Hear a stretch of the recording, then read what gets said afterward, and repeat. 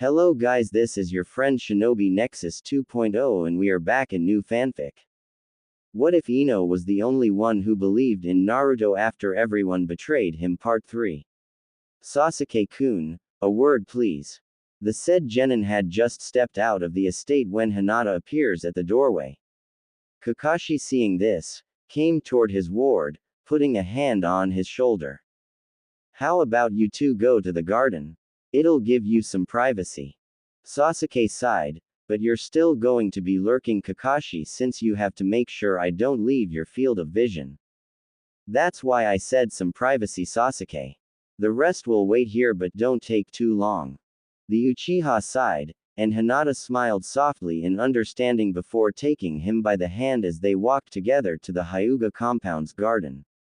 The Uzumaki family waved at them as they went whilst Rina winked, mouthing good luck, causing Sasuke to blush. When the two finally reached the garden, Hinata led him towards the giant tree where the swing set was. They used to play there all the time. Sasuke blushes hard as Hinata leans back against the tree, his hands in hers as she looked at him. She was so close to him, it made his cheeks warm. Hina don't. Your kimono will get dirty. The dinner party is over. It doesn't matter anyway. Sasuke felt his heart pound hard in his chest, looking into her eyes. Hyugas have pupilless eyes, yet he always felt something when he looked into Hinata's eyes. The Uchiha's face reddened, so he comes closer and wraps his arms around Hinata's waist tightly, his face over her shoulder, causing Hinata to smile at the surprise hug. She hugged him back, concluding that Sasuke was too cute when it came to her.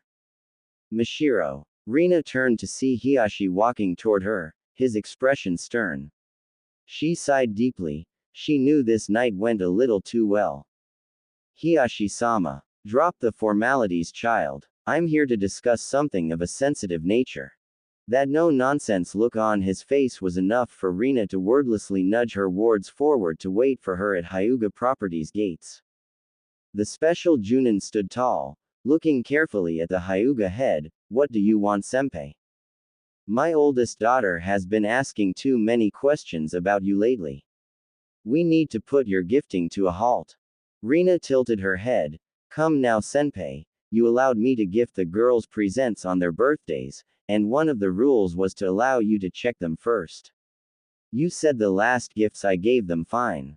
Yes, but I never imagined Hinata to become so relentless. Now even my youngest has ganged up on me, and it is your fault.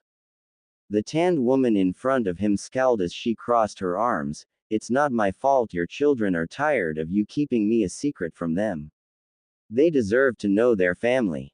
You are not their family. You are just a godparent. You. Rina closes the distance between them, her voice dropping dangerously low, delivered Hinata, you ungrateful bastard. Hiyashi's flashed, his volume entirely the opposite. How dare you? You brat. You want me to kick your ass again? And in front of your clansmen? Naruto, who was watching from afar with the others, perked up when he heard Hiyashi's raised voice. The boy's eyes practically twinkled. He would love to see this fight. Did you mean what you said back there? Sasuke nodded, his arms above her head, resting onto the tree as she left her hands on his chest. She appreciated that Sasuke seemed much calmer after their embrace. I think your father would have my head if I said anything insincere. She lets out a small giggle. Fair enough. Hinata smiled, her fingers brushing against his cheeks. Who knew the stoic Uchiha could be so passionate? Sasuke flushed. You're worth it.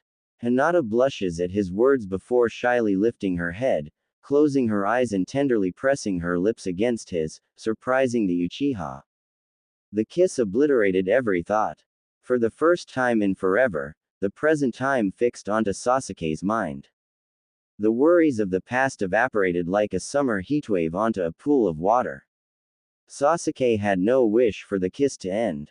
Drunk on endorphins, his only desire was to touch her, to move his hands under her smooth kimono layers and feel her perfect softness. In moments, the soft caress has become more firm. He savored her lips and the quickening of her breath that matched his own. A kiss like this was a beginning, a promise of much more to come. Leave Tenchi Oni-chan alone. Hiyashi turned to see a cross-looking Hanabi and his nephew standing hesitantly before him. Hinata Oni-sama asked for a meeting with Tenchi Oni-chan, not for you to fight with her. Rina blinked, clearly confused. Hanabi-chan, when did you figure it out? Hanabi came forward, explaining that Hinata was the one to figure it out. She had recognized Rina from what their mother described her in her journal after she first saw her at the hospital on the day of Naruto's discharge. Later, when Hinata saw Rina signing the discharge paperwork, she recognized the handwriting instantly as the handwriting of their mysterious godmother Tenchi that always left birthday presents and cards for them. Rina couldn't help but feel proud of Hinata. As the girl got more involved with Kirine and her teammates, Hinata bit by bit was breaking out of her shell and expressed more of her talents as she gained more confidence. Indeed, Rina was very happy for the heiress. Tenchi Oni-chan, why have you kept a secret from us, to begin with? Rina smirked, turning to Hiyashi, you want to tell her or should I? The Hyuga head glared, leave Mashiro, or you are never welcome into my property again. Before she could respond, Hinata seemingly appeared out of nowhere with Sasuke in tow and Kakashi walking not too far behind, looking very confused by the tension. Before Hinata could ask, Hiyashi gives the order to Neji to take his cousins away. Neji's eyes lowered but nodded as he came forward taking his cousin, Hanabi by the wrist. Hinata turns to Sasuke, mouthing sorry and turns to open the sliding door, about to go in but Sasuke tilts her head and gives her a chaste kiss on the mouth causing Hinata to blush in turn. She pouts a little at him, causing Sasuke to smile until Neji comes up behind, obviously wanting to obey the order he was given and take his cousins inside. Sasuke gives his fiancée a wave before leaving and headed towards his teammates. Rina kept her face expressionless throughout. Hiyashi made a small grunt before leaving towards the house, not even bothering to wish her farewell or even goodnight. Regardless, Rina gave a slight bow to Hiyashi's retreating before turning on her heel and leaving. She could feel the rage boiling inside of her and damn did she hate it. Kakashi made a quick jog to Rina and takes her hand in his. She says nothing and grips it firmly as she walks toward the Uzumaki cousins who were waiting for her at the front gates. Naruto and Karen watched, noting their guardian's stony expression but were shocked to watch Sasuke following Kakashi's example and holding her hand too. It was enough of a surprise for both adults to look at Sasuke in wonder. Sasuke said nothing with his eyes lowered to the ground, his grip strong onto Rina's hand. Karen couldn't help but smirk, looks like Sasuke wasn't a complete utterly unfeeling bastard. Once they were closer to the market area on their way home, Kakashi offered to buy ice cream. The Uzumaki family enthusiastically agreed while Sasuke merely shrugged, but Kakashi was in a good mood, so he took the shrug as a yes. After asking all of them what they wanted, he went forward to the ice cream stall. Kakashi-kun, it's been a while since I last saw you. How are you doing? The ice cream seller was a nice man with friendly eyes. Minato-sensei used to take them to this stall to buy ice cream for them. It would be the first time Kakashi was at the booth with his team physically present. He ordered 1 strawberry for Karen, 2 chocolate for Sasuke and himself, 1 cookies and cream for Naruto and 1 mint chocolate chip for Rina. He requested precisely word for word, mentioning the group's names, not realizing that there was a glint in the seller's eyes when he said Naruto's. He waited patiently as the ice cream man scooped up the ice cream, eyeing his ward talking with the Uzumaki cousins with Rina watching them too with a gentle expression. She would make a fantastic mother one day. Here you go Kakashi-kun. Kakashi smiled and moved to pick up the tray that held the cones but as soon as he lifted it, he felt something was off about the weight. The ice cream man watched worried, as Kakashi put down the tray to pick up the single cookies and cream cone and the man's single eye narrowed at him. Why is this so heavy? What did you put in it? Just big chunks of the cookies, Kakashi-kun. Nothing to worry about. The older man flinched when Kakashi leaked out his killer intent, just a little, not enough for his teammates to sense it but enough for the ice cream man to feel it. Wordlessly, Kakashi took the whole scoop of ice cream in his hand, his expression unchanging even with the cold temperature. The weight was too heavy. He crushed it in his hand, deadpanned under his mask when he realized he felt something tangible in the scoop in his hand. When he opened his fist, his eye widened in shock. Rocks. The ice cream man closed his eyes, knowing the Junin was probably going to hurt him. He opened his eyes again, Kakashi whispering harshly, obviously trying to control his anger so that the group wouldn't hear. How dare you? How could you put rocks in a child's ice cream? What do you have against Naruto? The elderly man scowled. That runt is a demon. He has the Kyuubi inside him, and he even took our Yondaime's looks to laugh at us. Kakashi couldn't believe what he was hearing. He knew the villagers hated Naruto for being a Jinchuriki, but this. Kakashi could practically hear Minato-sensei rolling in his grave at this moment. You know what? You Naruto-san. Kakashi took the tissue from the tissue dispenser, cleaning his hand, leaving the ice cream with the man as he went back to the group who looked at him strangely. Kashi, where's the ice cream? Rina asked, looking at him, concerned at his stiff posture. They didn't have the flavors we wanted, sorry about that. Karen pouted while the rest looked at Kakashi suspiciously, knowing if that were the case, Kakashi wouldn't have taken so long at the stall at all. Let's just go, kids. The male Junin urged Sasuke forward and ruffled Naruto's hair affectionately as he walked behind the 14-year-olds with Rina next to him, quickly figuring out what happened and watched Kakashi looking at Naruto. Rina leaned her head toward her lover so that her lips were close to his ear. I'm guessing he was hateful towards our blonde. Kakashi nodded numbly, not sure what he could say. He knew the villagers were unkind to Naruto, but this extent, he didn't know what to think. He silently vowed he would speak to the Hokage about this as soon as he could. Mizukai-sensei, thank you for coming with me today and thank you for looking out for Hinata the way you have over the years. Hina told me a little about the gifts she received from you. Thank you. Rina almost tripped over her own feet in surprise, but Kakashi keeps her steady. She blinks her eyelashes, truly bewildered by Sasuke's words. He merely looks back at Rina with a blank expression on his face but with sincerity in his eyes. You called me Mizukai and Sensei. Sasuke nods, saying nothing else and walking forward with everyone else staring after him. Guess he wasn't just all talk about doing better after all. Sasuke was bored. He was lying back against the tree, waiting for his teammate to arrive. Tonight was the night of the party, but he was barely excited. He still didn't understand the point of it. He looked down at his clothes, feeling stupid in them. They were his teacher's hand-me-downs, but they were the quality fabric acceptable for the supposed big party.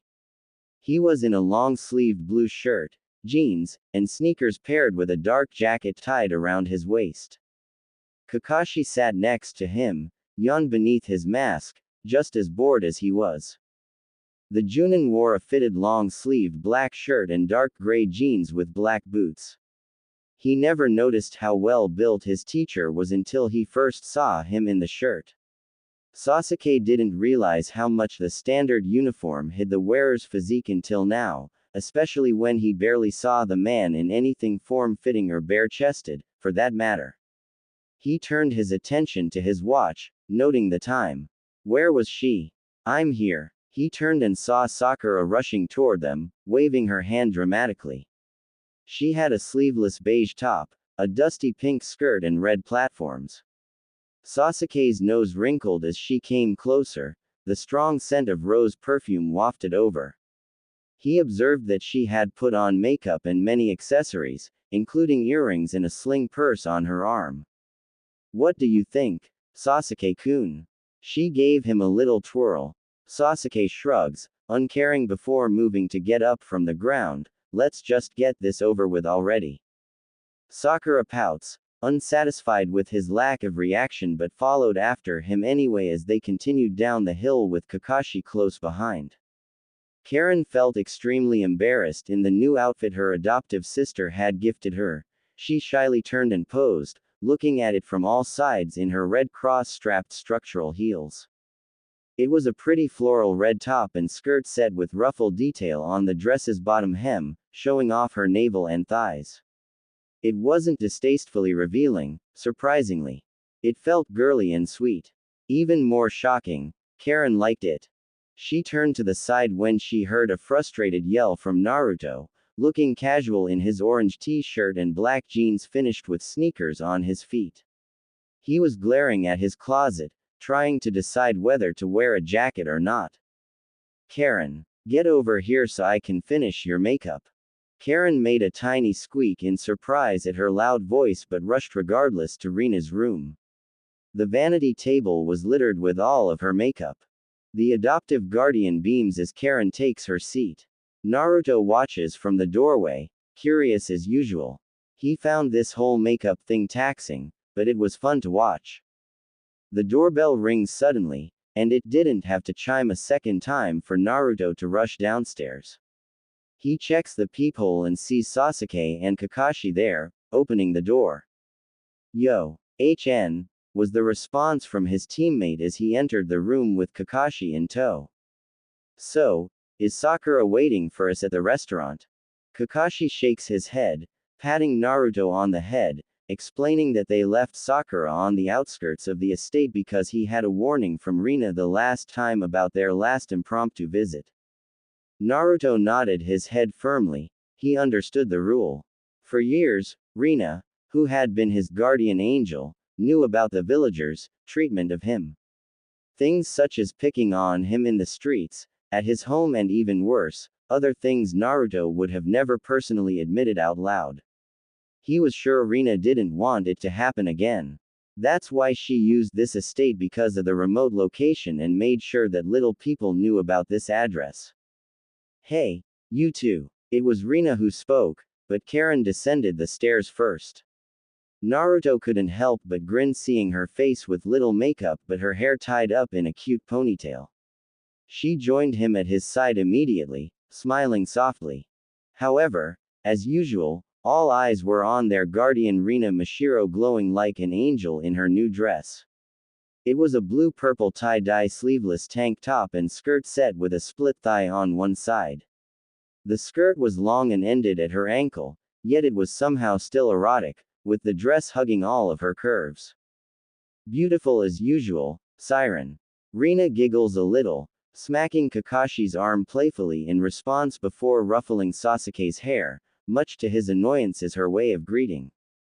"I'm not Naruto, you know, I don't grin like some cat when people touch my hair."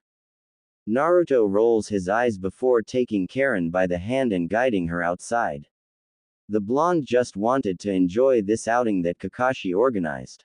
Likely, he just wanted to get in his sister's good graces, or they were going to admit they were dating the team finally. Either way, he wanted this casual outing to happen, even if it was to spend time with his family outside of the estate and anything ninja, even just for a while. Karen hated the blindfold. Why did their eyes need to be covered? To create suspense for the new restaurant Kakashi was taking them to. Sakura was pushing her from the back. Similar to what Kakashi and Sasuke are doing to Rina and Naruto, respectively. Just what were they trying to do? But Naruto knew. He could hear the hustle and bustle of their cohort rushing about in the clearing up ahead, trying to finish their decorations. Naruto couldn't help but smile when he heard Ino shouting they needed to hurry up if they wanted to be on time for their arrival. Just what were they all doing? Naruto's nose twitched, and he realized that he was smelling food, and he recognized it instantly. It was Shuza Akamichi's homemade meat dishes.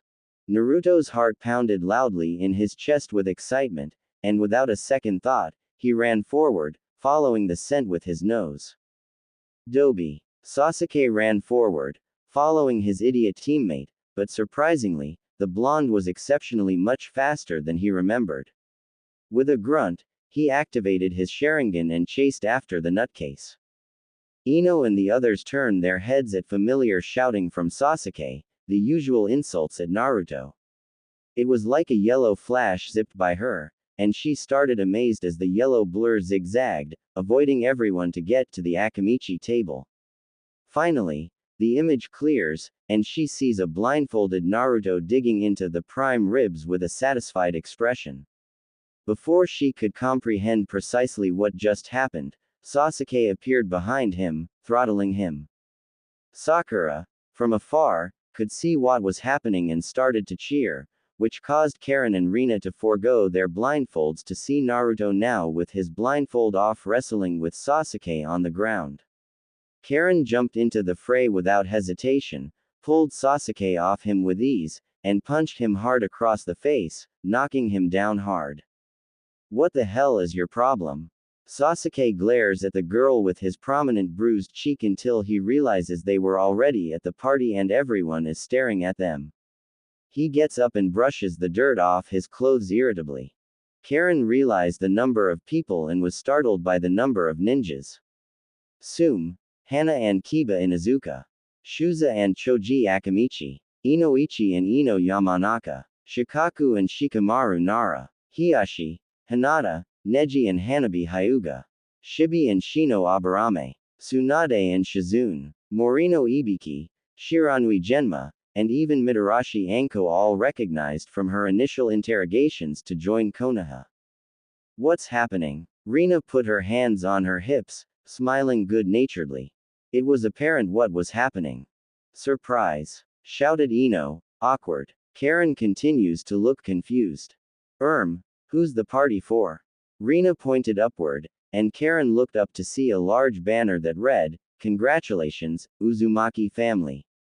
I'm still confused. Ino walked into the center and explained this was a party to congratulate Naruto and Karen for finding each other and Mashiro Rina for taking in two orphans of the same clan under her wing to nurture. The thought and effort from Ino to come up with the idea and plan for this party made Karen and Naruto grin as he stood up to stand next to his cousin. Sorry for the awkward start, guys. But I can't help it if I smell the cooking of Choji's dad. Shuza's hearty laughter rang out instantly, along with chuckles from the remaining ninjas in amusement. Naruto, your shirt is all dirty, Sakura pointed out. Naruto looked down, and indeed, his shirt had the meat sauce from the food he was trying to eat.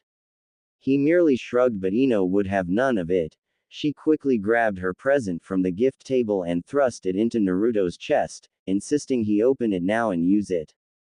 The orange-loving genin blushed bashfully at the attention he was getting, so he hurriedly opened the present to find a long-sleeve orange yam-toned shirt with the Uzumaki emblem stitched on the upper limbs of the sleeves.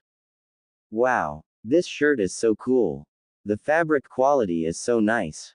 Shizune smiled, seeing him so happy, but blinked in awe as he started to take off his ruined shirt showing spectacular abs. My goodness, that's new. She exclaims. The other ninjas nodded, also astounded.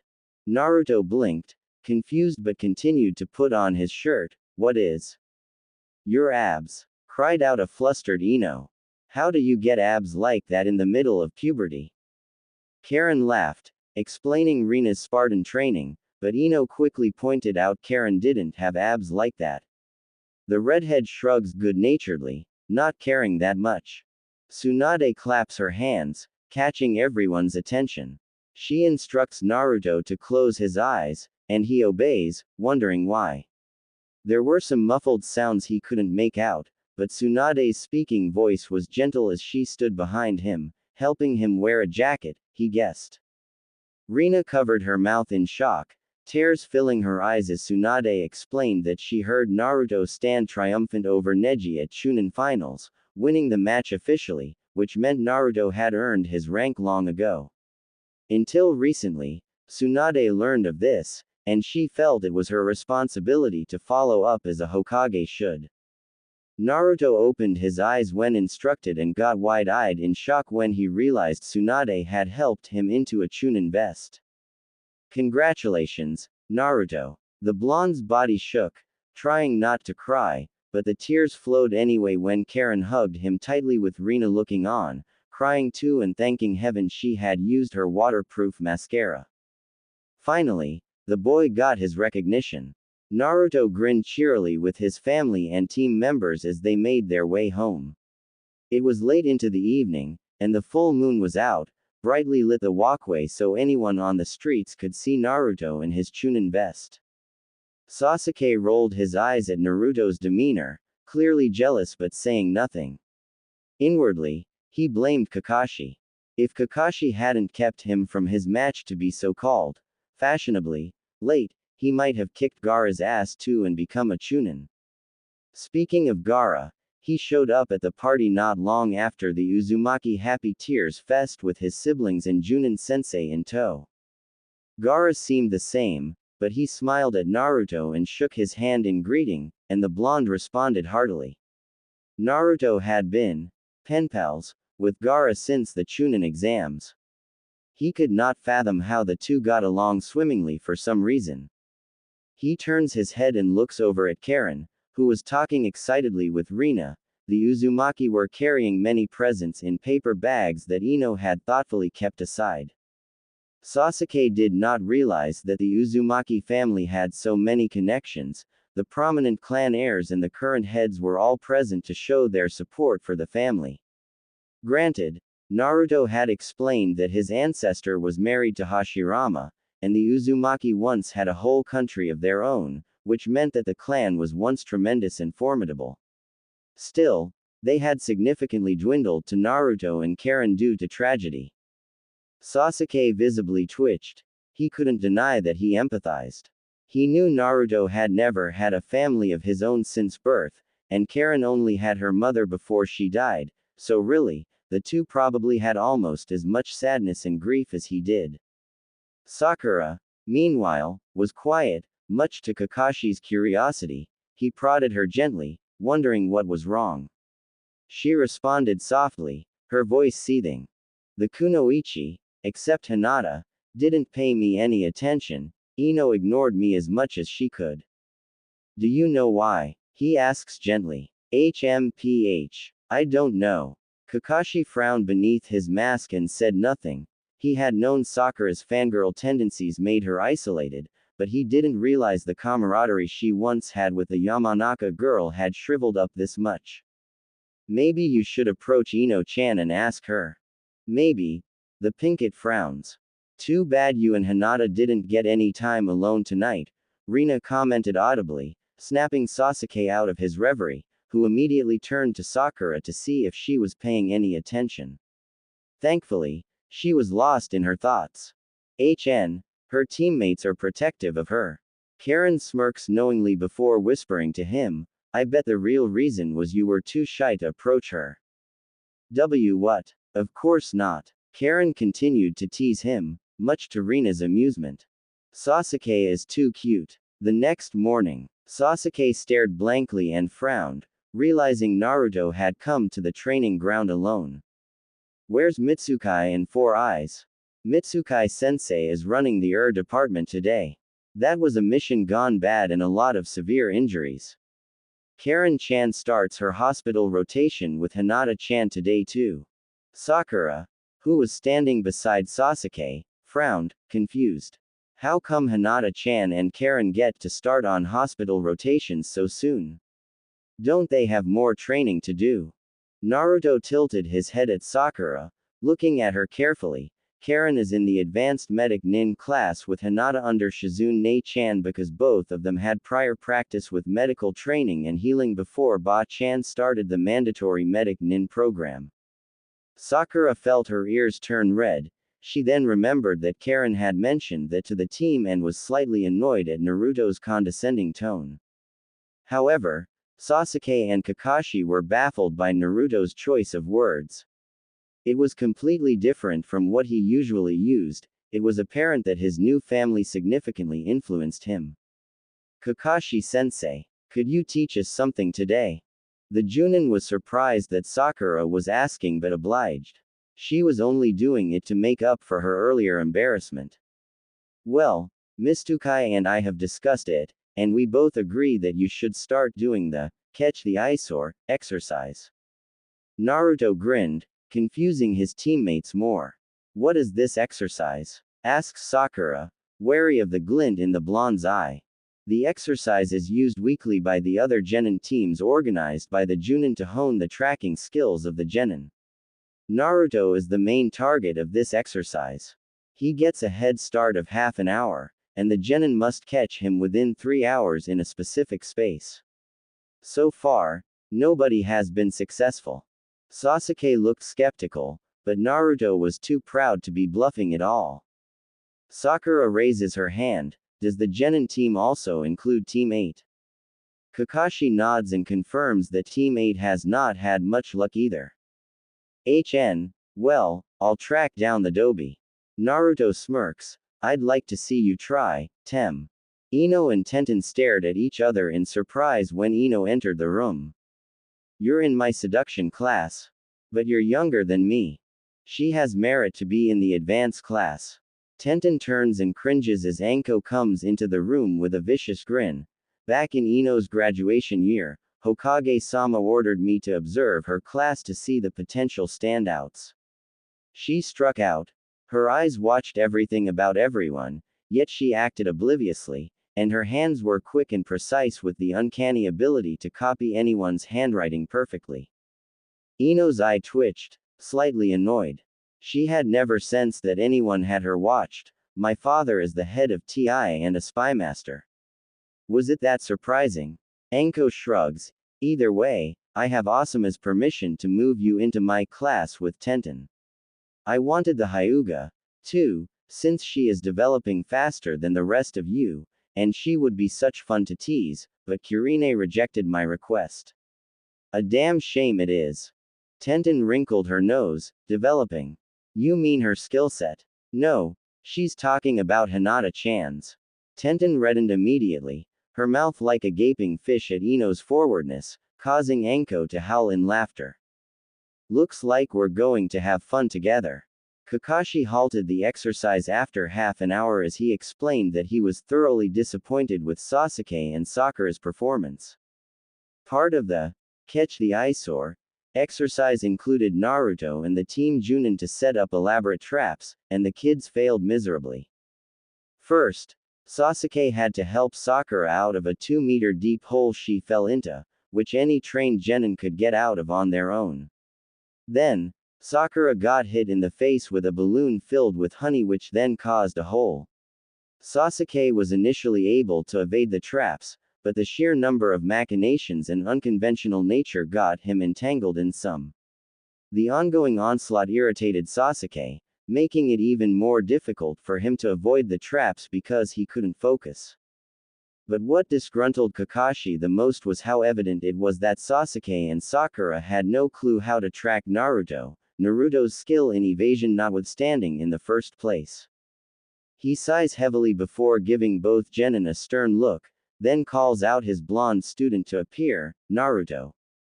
In a second, the blonde lands next to Kakashi, and his teammates look at him in disbelief. Sakura was the first to speak. We didn't even sense you. How did you do that? Naruto shrugs. I have practiced over the years. How else could I outrun the Anbu, Chunin, and the Uchiha police after all the pranks I've done? Sasuke rubbed at his temples, a migraine coming on. How could he not have thought about that more? It was true Naruto had an uncanny ability to get away with his pranks that only the Sandaime Hokage could catch him. Kakashi coughed, getting their attention. Naruto, Mizukai had mentioned that you were interested in adding tracking to your skill set. Yes. Kakashi grins and ruffles the boy's hair. I look forward to passing my tracking expertise onto you and the others. I will also instill special training with you, there's some untapped potential there. Naruto grins widely at the compliment while Sasuke seethes in annoyance. How could the Dobi be better at something than him? Kakashi-sensei. Sakura raises her hand. May we cut the session short? I have honey all over me, and it's all sticky. Nope. You can go wash up in the river, though. Sakura makes a noise of frustration before stomping off as her teammates watch. So what do we do until she gets back? Naruto asks softly. Kakashi smiles, affectionately ruffling both teens' hair. We can get started on you two showing me the elemental jutsu you need help with. Karen was exhausted. She unlocked the door to her home, her joints aching from all the running around she did in the hospital. Tadaima. Okari. Karen jumped a little, startled by his voice. She sees Naruto in his orange shirt and black joggers descending the stairs. You look tired, Karen-chan. She nodded. She did not realize how exhausting it was for the hospital staff to treat ninjas. Hell, she could not even imagine the mayhem the emergency department, Ed, was in after the supposed Sasuke retrieval mission. You want me to run you a bath? Karen smiles. Naruto was sweet when it came to her. Yes, please, she answers before kissing his cheek, making her cousin blush. Sasuke and Kakashi were walking toward the Hyuga compound together. Sasuke suddenly felt that he wanted to see Hinata, but of course, it irritated him that he couldn't be alone with her properly because Kakashi had to follow him around, but it was not like he had a choice. You know Sasuke, you turn adorable around Hinata Heim. The said genin turned to shoot him a glare, but Kakashi was unperturbed. Your kissing skills suck, by the way. Sasuke's face flushes. Did you seriously have to watch that? I have to keep an eye on you, kid, and as Tsunade-sama says, if you're a good boy in a year, I can recommend removing the seal on your ankle. Sasuke sighed heavily, thinking about the dark green seal around his left foot. It did not look menacing, but he would never forget the smug expression on the Hokage's face when she told him that it would kill him if he dared leave Konoha. He was sure the blonde leader was not joking. Suddenly, he remembers what he wanted to ask Kakashi. He lifts his head, meeting his gaze. Do you know the Kohana? The older man raises his eyebrow at the question. What brought this on? She's the Anbu who brought me in, right? When I described her mask to Sakura, she said it should have been her. If Kakashi was surprised that Sakura knew who the Anbu operative was by the mask, he did not show it. Frankly, it was Anbu with distinct fighting styles like hers and his own that made being a silent operative hard because of how easily they were recognized, hence why the Kohana became an Anbu general and why he, himself, changed his mask style every so often so he wouldn't be so easily distinguished. Kakashi. The Junin looks down and ruffles the kid's hair. Don't tell me you have a little crush on the Anbu who beat you down. I didn't know you were a masochist, Sasuke. The Uchiha's face reddened, and his mouth opened agape. Kakashi tried not to laugh at the comical sight. It's not like that. Sure, it's not. You are growing, boy Sasuke. I would be unsurprised if you did have a crush on her. The Kohana is a real siren underneath all that body mesh she wears. Sasuke blinked, the term siren jogging his memory. Flashback. Owie. A much younger Sasuke sulked over the scrape on his knee. Suddenly he was lifted from the ground, the scent of vanilla and wisteria rising to his nose as an older nin lifted him to sit onto something soft. Sasuke lifted his head and grinned as he recognized her.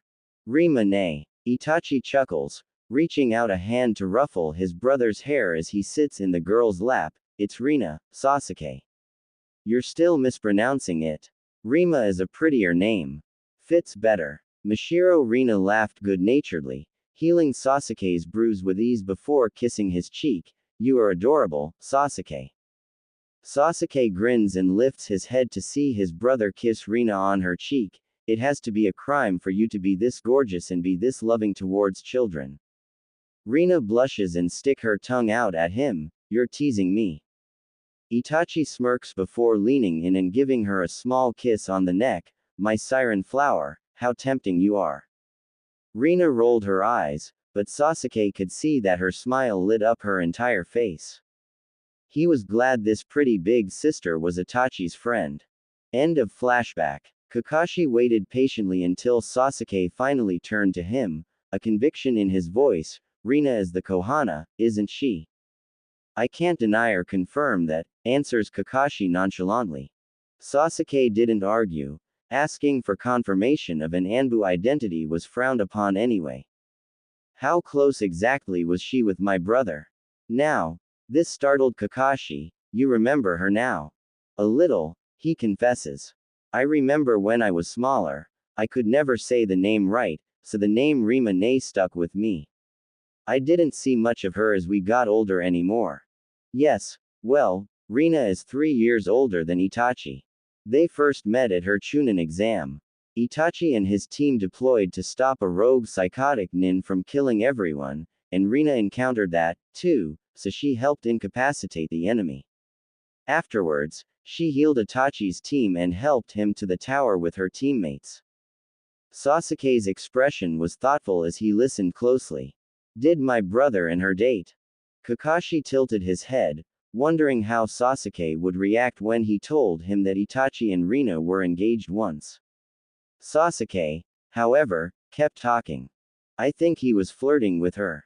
He used to tell her how beautiful she was and how sweet and nice she played with me when she came to visit. Sasuke's voice was soft, his expression gentle, as if he had recollected his memories. Slowly he remembered Rina coming to his home to play with him or to eat with his family. Sometimes, she even helped him with his academy homework. He had tried to ask her to help with his ninja training, but she always insisted that there was more to life than being a ninja, which meant having fun. Unbeknownst to Sasuke, Kakashi was getting jealous in his reminiscence. He remembered that Itachi was 10 when he first met Rina. For some reason, she always brought out his human side. Usually, he was stoic with everyone, but with Rina, he would smile, glare, smirk and chuckle. 3 years later, he heard rumors that Rina and Itachi got closer after their engagement, and his closer meaning, he heard they kissed passionately in every dark corner of the Anbu barracks. I'm guessing that's a yes. What? Kakashi snaps. They dated, right? Kakashi closed his eyes, hoping to conceal the irritation. I am his voice, not exactly. I think Itachi was infatuated with Rina because she wasn't an average kunoichi and wasn't put off by his demeanor. However, if you're asking if Rina had feelings for Itachi, that I don't know. Nor do I want to know. Sasuke squinted his eyes at Kakashi. He could tell the Junin was keeping something from him. Okuda Miri-sensei raised her head, wondering who could be knocking on her door. She turned to her 2 patients for permission. Their sensei rolled her eyes at the politeness, but Okuda waited for the patients to voice the okay before asking the person to come in. The wooden door opens to see her longtime friend there, smiling gently. Hi, I just wanted to pop by and say hi to Ino and Anko. Anko grinned and waved her hand vigorously at Rina. Yo, Siren. The former honeypot mistress smirked before coming over to give her friend a one-armed hug. Told you not to call me that in front of kids. They're ninjas, not kids. Rina shrugs before turning to hug Ino too. Tenten opted instead to smile shyly and say hello. I wonder if you two could match up to Mashiro, Rina here and me. Rina rolls her eyes at Anko's words. Don't pressure them. You haven't even trained them yet. It's just physicals Okuda-sensei is starting with. Okuda nods, passing the reminder letters to both genin. These are the schedules for your upcoming blood tests and vaccinations. Physicals seem normal, so I doubt there would be any issues. Both girls pocketed the paper carefully and thanked the doctor.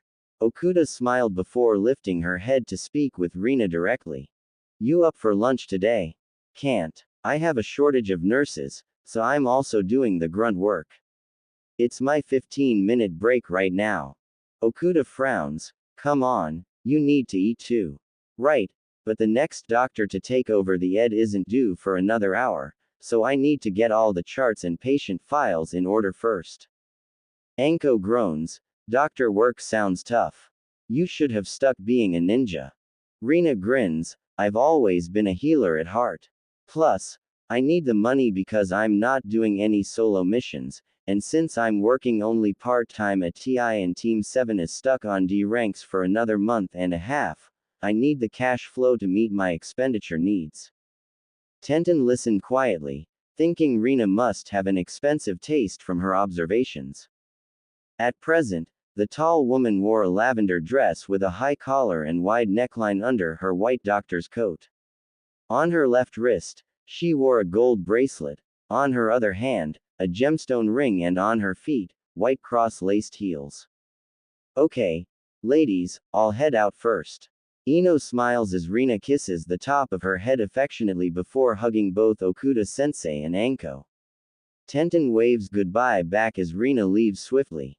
Rina, without a doubt in her mind, was likable, kind and affectionate. The Uzumaki cousins were lucky. Kakashi walked behind Sasuke and Hinata, keeping far enough distance to let them think they could talk in private. Meanwhile, he left his mind to wonder about his feelings for Rina and Itachi. They had somewhat of a fling back then, Irina had told him personally, but she explained that it was more that she felt lonely, and Itachi was already in love with her then. Irina categorized her moments with Itachi as them just taking comfort in each other and making sense of the engagement. Kakashi bit his cheek, trying to fight his bubbling jealousy. He must remember that Irina gave herself to him when she turned 18. He was her first. Now, Irina Mashiro is his present girlfriend. She was his. Itachi was her past. Hopefully, she will stay with him forever. Wait, what? Hinata turned to sneak a glance at Kakashi. He seemed lost in his thoughts. She wondered what he was thinking. She turns after feeling a peck on her cheek. Hinata couldn't help but smile at the awkward expression on Sasuke's face. When you're with me, I don't want you looking at anybody else. Hinata smiles brightly, unable to help herself. The day she had at the ED was grueling, but Sasuke made everything better here.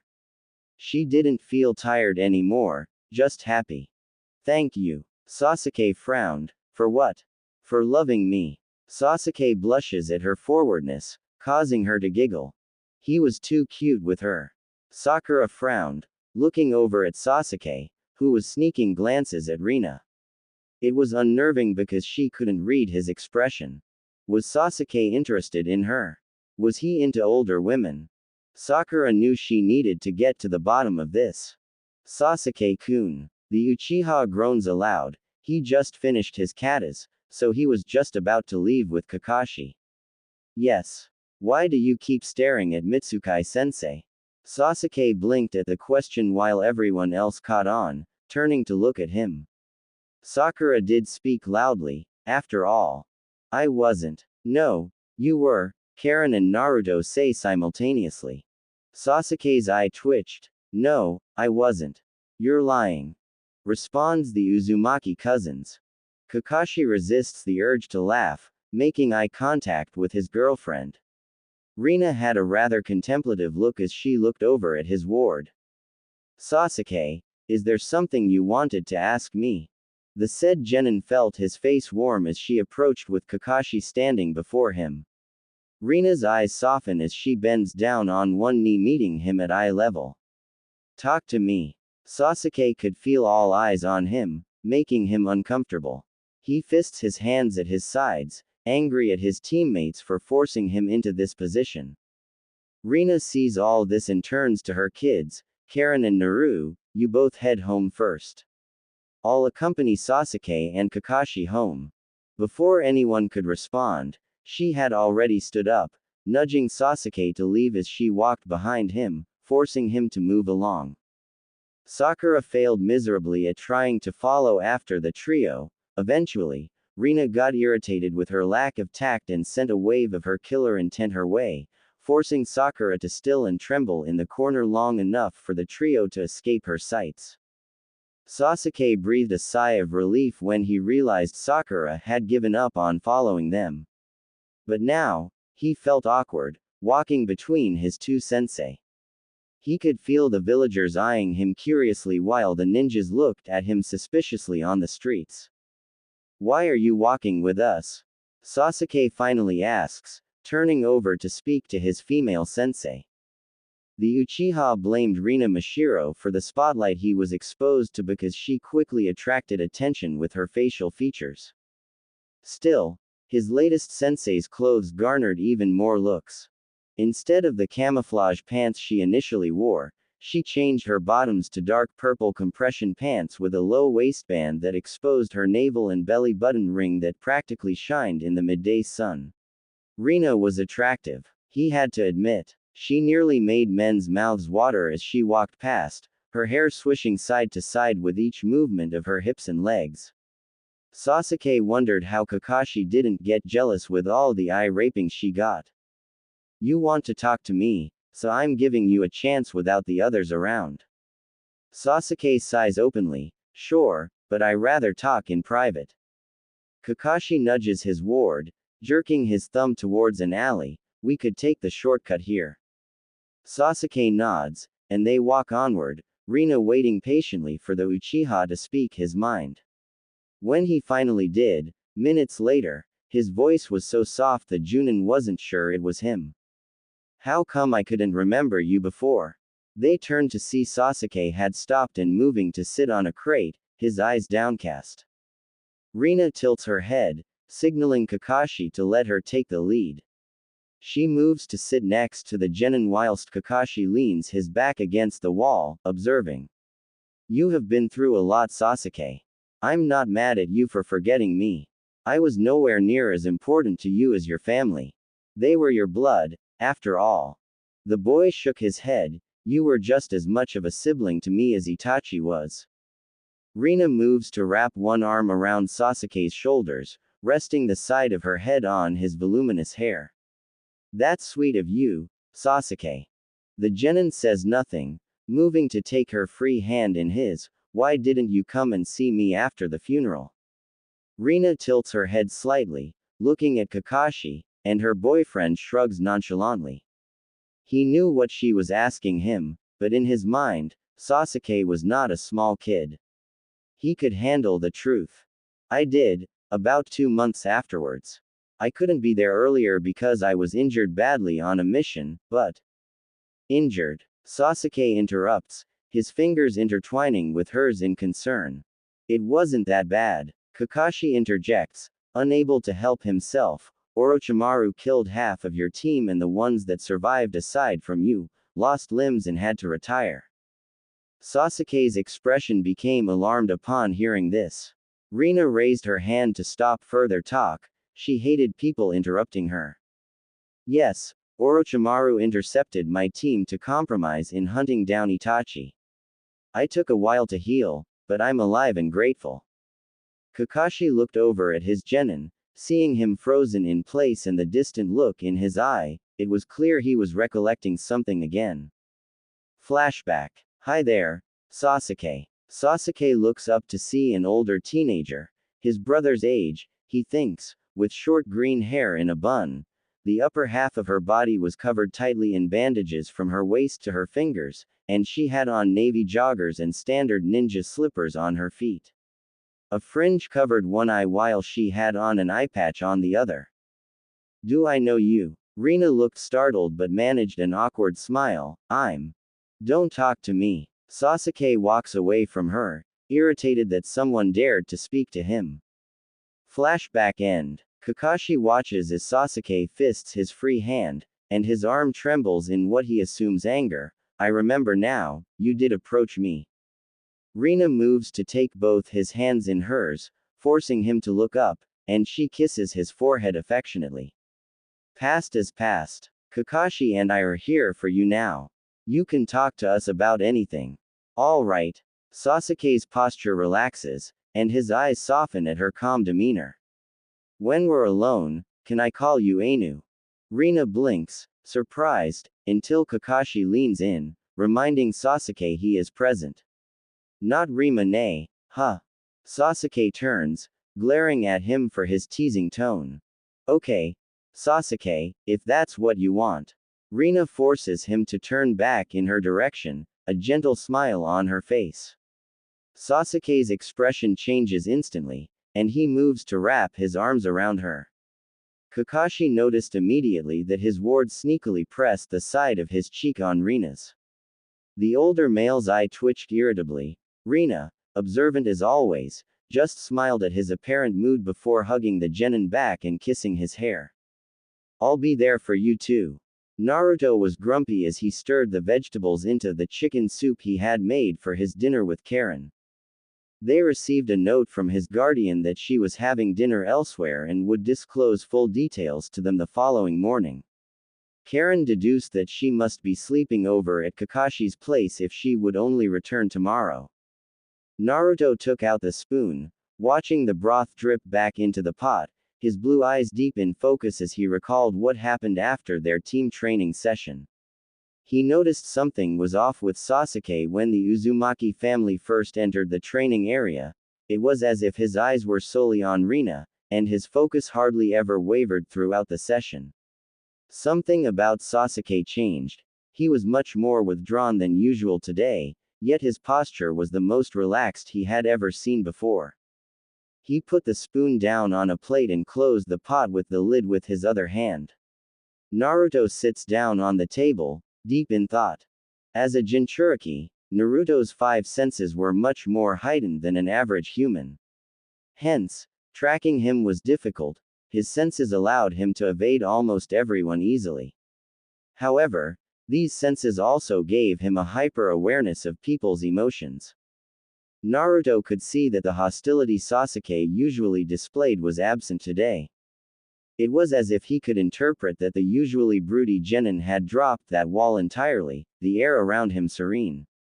Naruto closed his eyes, remembering how he monitored Sasuke closely. The Uchiha's pulse rate quickened whenever Rina addressed or made eye contact with him. However, it wasn't rapid or caused by anxiety, Naruto realized. Sasuke's heartbeat was quicker but steady. He had to conclude that Rina enamored his teammate. Why? What changed? Rina had already told him and Karen about her history with the Uchiha family after Karen told her how Sasuke tried to pry information out of Naruto on how she knew Itachi the first time. However, as far as they understood and saw, Sasuke didn't recognize her. He must have remembered everything then. Naruto hears a cough and turns to his cousin, setting the table. She looked at him curiously, wondering why he had been so quiet. "I was just thinking about Ne-chan." "Me too, but your face looked solemn." Naruto sighed, running a hand through his hair. "I think something will change between Sasuke and Rina-ne." That was obvious from how much Sasuke blushed today. Naruto laughed. Sasuke's embarrassed face was always going to be comical. Kakashi smiles at his reflection, absent of his mask, as his gorgeous girlfriend is affectionately smiling at him as she gently instructs him to bend his head just enough for her to reach him. Rina squirts the shampoo in her palm, then puts her hands on Kakashi's head, gently massaging his scalp, her fingers going through his hair just so carefully. She had insisted on shampooing his hair before they showered together, saying it seemed dry lately. He confessed that Sasuke was using most of the shampoo for his hair. Hence Kakashi had to limit how much he used so he wouldn't need to go to the store to buy hair products every weekend. She scolded him playfully and kissed his cheek, promising to buy him shampoo. Rina's sweet voice made Kakashi smile wider, his head filled with thoughts on how excellent and comforting Rina's caring fingers felt in his hair. "This almost makes up for you letting that brat press his face against your." Rina pinched the back of his neck. "Sasuke is not a pervert like you." "Oh no, after seeing you in that swimsuit, Sasuke grew a libido." Kakashi smirked good-naturedly, seeing her roll her eyes before moving her hands from his hair and finishing with the scalp massage. He turned just in time to see his girlfriend drop her towel, giving him an eyeful of her luscious skin and delectable buxom as she walked into the shower. The moment Kakashi noticed her hand reaching to close the shower door, he rushed in, and lifts her in his arms and kissed her hungrily, his chest against hers with Rina's back against the wall. "You are going to be sore tomorrow, Rina-koi." Rina entered the kitchen to find Sasuke in his apron, frying eggs at the stove. She was surprised to see him up so early. Rina wanted to make breakfast for them since she was the guest. Good morning, Sasuke. He doesn't look up from his cooking. Morning, Ainu. Rina smiles at the address before slowly approaching him and kissing his head. You sure you don't need any help? Sasuke blushes slightly at how close she is and tilts his head to look at her. Rina wore one of Kakashi's blue shirts and a pair of his black joggers. Rina's long hair was in a play, and her face was void of any makeup. I'm all right. I'm finishing soon anyway. You can wake up, Kakashi. Rina ruffles his hair and leaves after thanking him, and Sasuke peeks at her retreating. The Uchiha had to admit he felt safe and warm. He couldn't explain it, but he always thought he had to keep his guard up since his clan died. Knowing that Rina, who always had his best interests and cared for him as a child, was in the house, Sasuke felt calm and relaxed. Having her around would help him, Sasuke thinks. Ino took a deep breath. She spotted Naruto and Karen training by themselves and hid behind a tree. She was amazed at their stamina and closeness in their back-to-back partner exercises. Naruto and Karen constantly moved in tandem. It was as if they had been training together since birth. Naruto wasn't wearing his jacket. He left it hanging on a tree branch, wearing only his mesh shirt and orange pants. Ino tried not to drool at how his shirt rid up repeatedly as he continued his workout with his cousin. Karen, meanwhile, kept her clothes on, but her short hair was tied into a ponytail, probably because the heat was atrocious today, and she didn't want her hair sticking to her neck, thanks to the sweat forming on her skin. After 15 minutes, the two cousins stopped for a water break, and Ino took her chance. Morning, you two.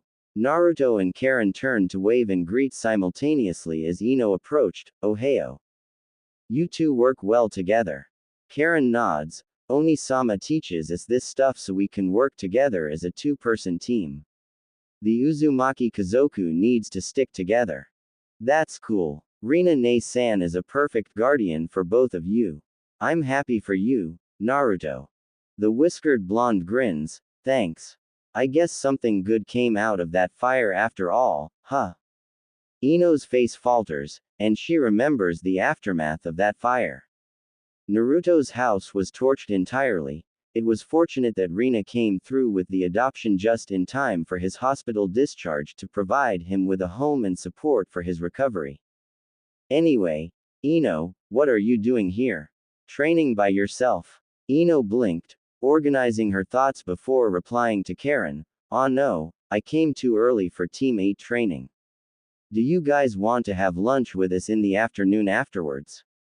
Asuma-sensei will pay. Karen smirks. No sane person would say no to free food. Ino beams widely. Great. Can't wait. Naruto smiles back at her. Ino's enthusiasm is always infectious. We'll see you later then, Ino. They watch as Ino waves them goodbye before running off, but they do not miss her sneak a peek at Naruto as she hurries away. Karen turns slightly and sees a tender look on her cousin's face. You like her? Naruto falters, blushing slightly. Well, it doesn't matter, she wouldn't go for me anyway. Karen snorts. You don't realize the charm you have yourself, Naru. Your family sees it, and I think Ino can too. You need confidence. Naruto rubs the back of his head, blushing at the praise. Sakura was irritated. She had no idea what happened between Sasuke and Rina, and because she was so curious, she couldn't sleep. As she walks onto the training grounds, Sakura sighs deeply, exasperated, and sees Rina with her two wards whispering in a corner. Rina notices her first and greets her cheerily. Sakura responds in kind, coming closer, wondering what they are discussing. How did it go yesterday? Rina smiles mischievously. Nothing. Sakura's eye twitched, and the mocking expression on Rina's face bugged her to no end. Good morning, everyone. Sakura turns to see Kakashi entering the clearing with Sasuke at his side, so she immediately rushes over. Good morning. Morning. He replies calmly. How was everything yesterday? Sasuke's eyes narrowed. Why do you care? Sakura's face paled. I just. He ignores her and walks past, causing Kakashi to pat Sakura's head in sympathy. Rina cleared her throat and clapped her hands, catching everybody's attention. So everyone. I want to let you know that I have amended our current training regimen to include tracking. Moving forward, we have basic training on Mondays. Tuesdays and Thursdays, we have D ranks, and Fridays, we'll have tracking training instead of the taijutsu spars we've been doing. Sasuke frowns and folds his arms. I rather not lose our taijutsu practice. Do we need to do D ranks on 2 days? Rina smirks. We could do just D ranks on 1 day of the week, but that means it would take up almost the whole day rather than just the morning. Would that be fine with all of you? Karen and Naruto voice agreements. Seeing Sasuke being okay with it, Sakura wisely kept her mouth shut. Rina then confirms that Team 7 will do D ranks on Tuesdays and move tracking practice to Thursdays instead so they can keep their taijutsu Fridays. Sakura suggested changing the training day from Friday to Wednesday instead so they could have a more extended weekend. Rina took the opportunity to explain to the genin that training would never occur on Wednesday because Karen and Rina have hospital duty. Sakura pouted but could not argue, so Rina ordered them to start their warm-up stretches before heading to the Hokage Tower for their first D-rank assignment of the week. Kakashi moves to sit next to his girlfriend on the stone, watching his students stretch in sync. Previously he never imagined them working together cohesively. It takes a disciplinarian to whip them to shape. Kakashi turned to see his girlfriend watching the genin. He could practically see the gears turning in her head. He wondered what else she had planned for them.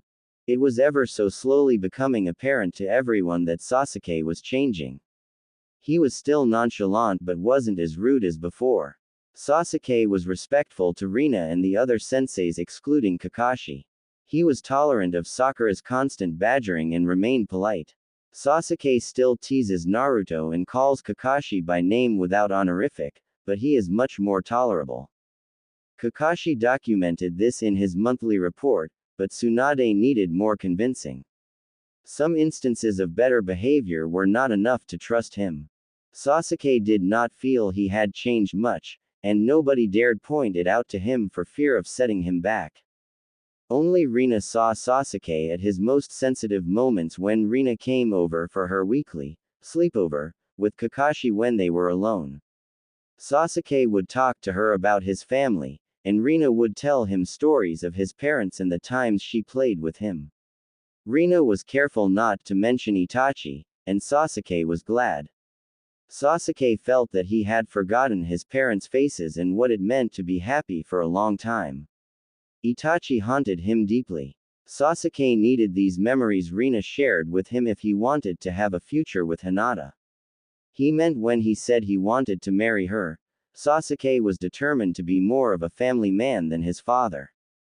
Rina was a kind, sweet person who deeply reminded him of his mother. She was always happy to oblige him.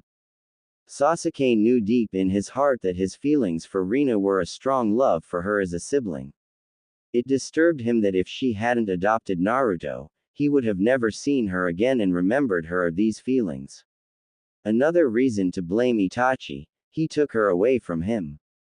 What can I do to become stronger? Rina stopped dipping her bread in the beef stew Sasuke cooked in surprise while Kakashi seemed bored, almost like he expected this. You're plenty strong for a genin, Sasuke. Sasuke frowned. You always say that, Kakashi, but you know I need to kill Itachi.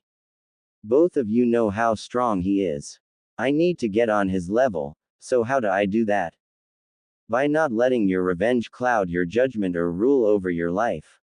You have a family here, Naruto, who still cares about you, and Hinata, who never gave up on you despite everything. Do not let revenge consume you, Sasuke. It's not worth it. Rina looked at Sasuke and saw him already meeting eyes with her, but there was quiet desperation there. Please, Anweu. You're still a genin, Sasuke. No genin can be as strong as an elite as your brother. My brother was Anbu at 13. Do not shout at the table. Sasuke shivered at her cold voice and nodded dumbly, muttering an apology. I said genin Sasuke. Age is different from what you should be concerned with. Both you and Itachi are different. Itachi was a natural genius who came up to the world not because he was physically strong but because he had immense talent as a marksman and assassin. He had above-average intelligence and used that to resolve conflicts in the most practical manner possible. You, on the other hand, had to struggle to be as good as you are. You trained and studied every day to be the best of your cohort, and you did it. You are intelligent, too, but nowhere near Itachi's IQ, and that's okay. You are not like Itachi and never will be, and that's okay. Sasuke looked down at his hands, defeated, but Rina lifted his chin to meet his eyes. Let's focus on making you Chunin first. Once you're Chunin, I want to train Team 7 in Kenjutsu. In the meantime, we focus on basic training and taijutsu. Sasuke bit the inside of his cheek. I'm already good at taijutsu, Anwayu. Rina smirks, moving her hand away from Sasuke's face. Beat my Karen and Naruto without your Sharingan, and then we can talk. You and I know your matches with my kids have not concluded because you always exceed the time limit. Sasuke's eye twitched. He had to admit that she had a point.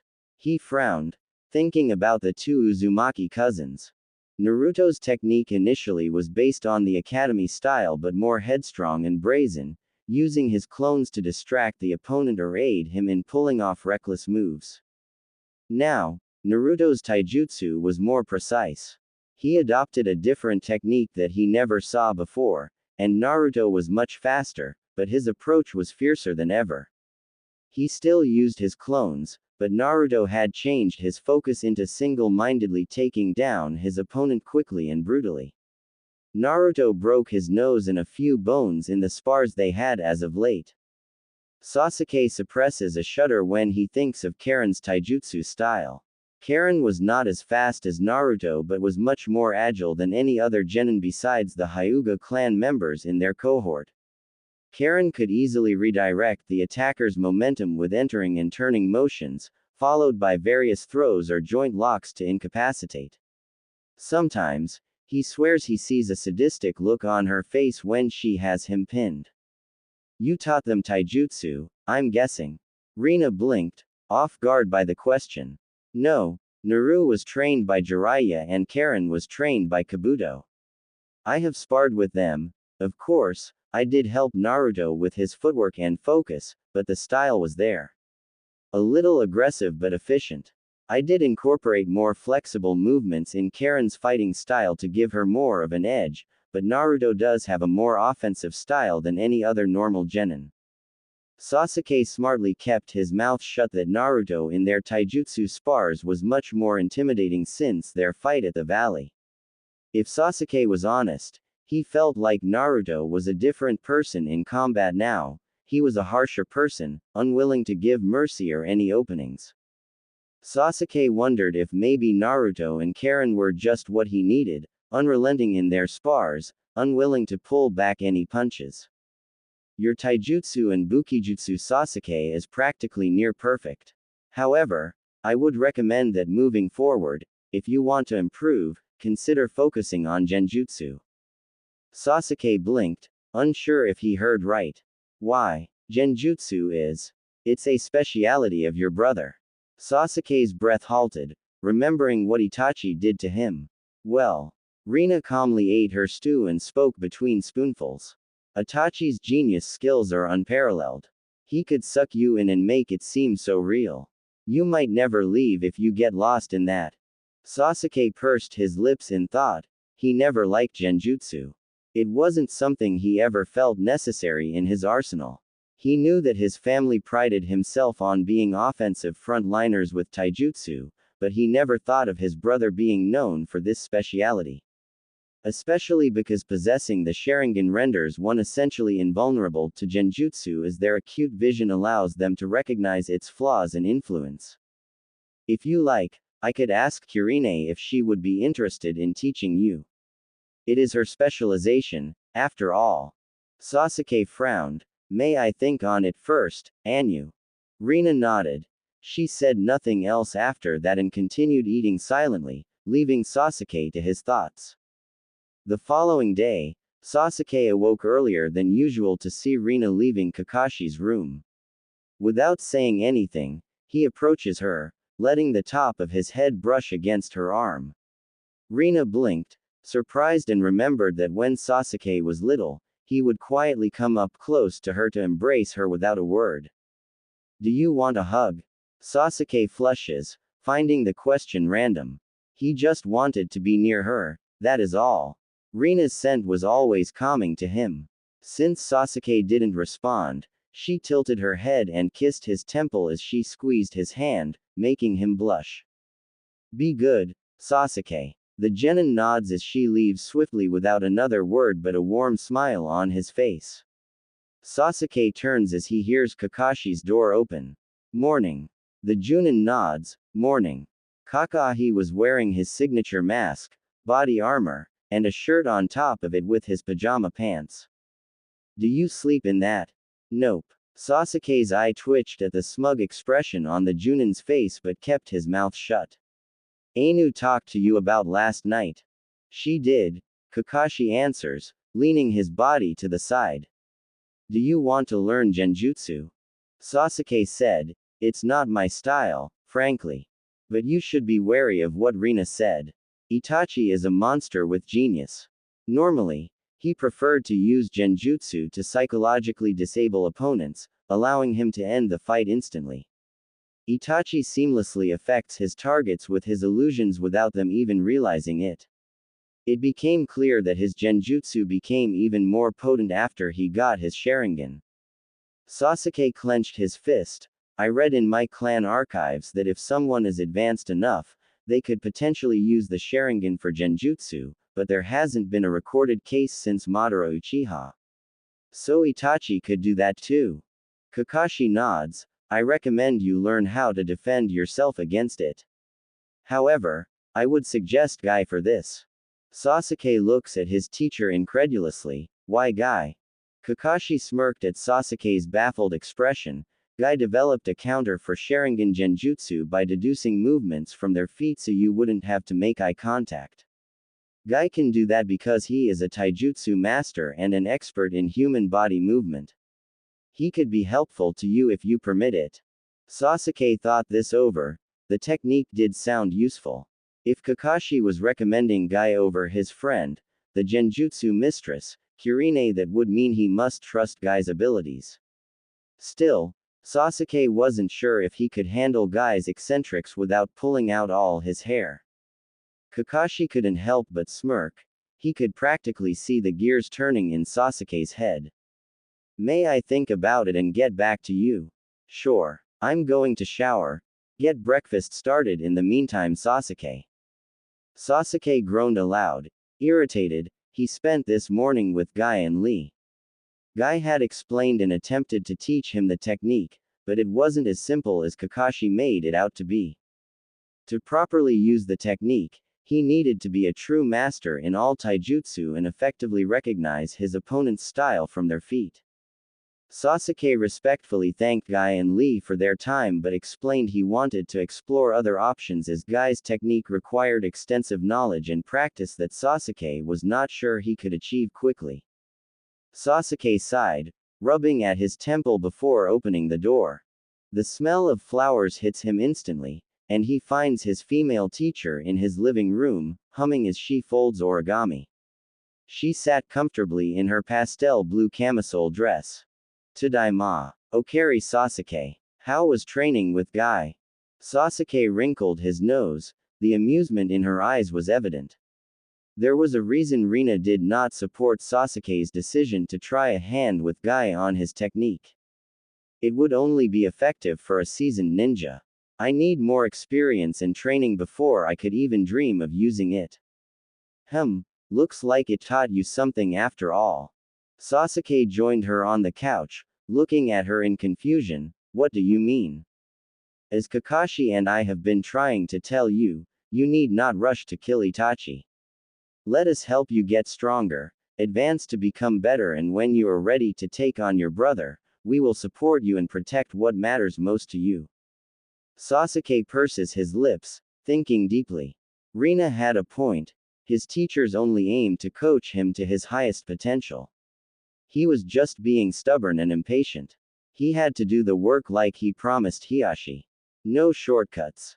Kakashi comes out of the kitchen with coffee in his hand and finds Sasuke picking up a colored piece of origami paper so Rina can show him how to fold the paper into the flowers like the ones she has been doing all day. He smiles underneath his mask, seeing Sasuke so relaxed. If only he were like this more often. Naruto approached Ino cautiously at the flower shop. He needed help, and Ino was the only girl he felt comfortable with aside from his family and Sakura.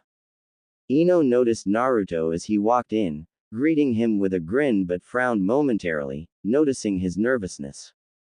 Eventually, Naruto explains that he needed help picking out a gift for Karen because her birthday was coming up. Ino was happy that Naruto came to her for advice. Naruto mentioned that Rina and a few genin she hired were helping her fold various origami flowers for Karen's birthday decorations. Still, he had no idea what to get for her himself. Ino ushered him to a seat next to her, and Naruto smiled gratefully before sitting down and brainstorming with his crush on what present to get for his cousin. Karen sneezed, suddenly startling Hinata. The Hyuga heiress collects herself and passes her friend a tissue before returning to check the patient's sealed lunch meal sets. Somebody must be talking about me. Hinata smiles. Well, you are pretty, Karen-chan. Maybe it's a boy thinking about you. The spectacled Uzumaki rolled her eyes before clearing her nose properly and throwing the used tissue into the bin. She changes the subject. So, how is it going with you and Sasuke? He kissed me the other day.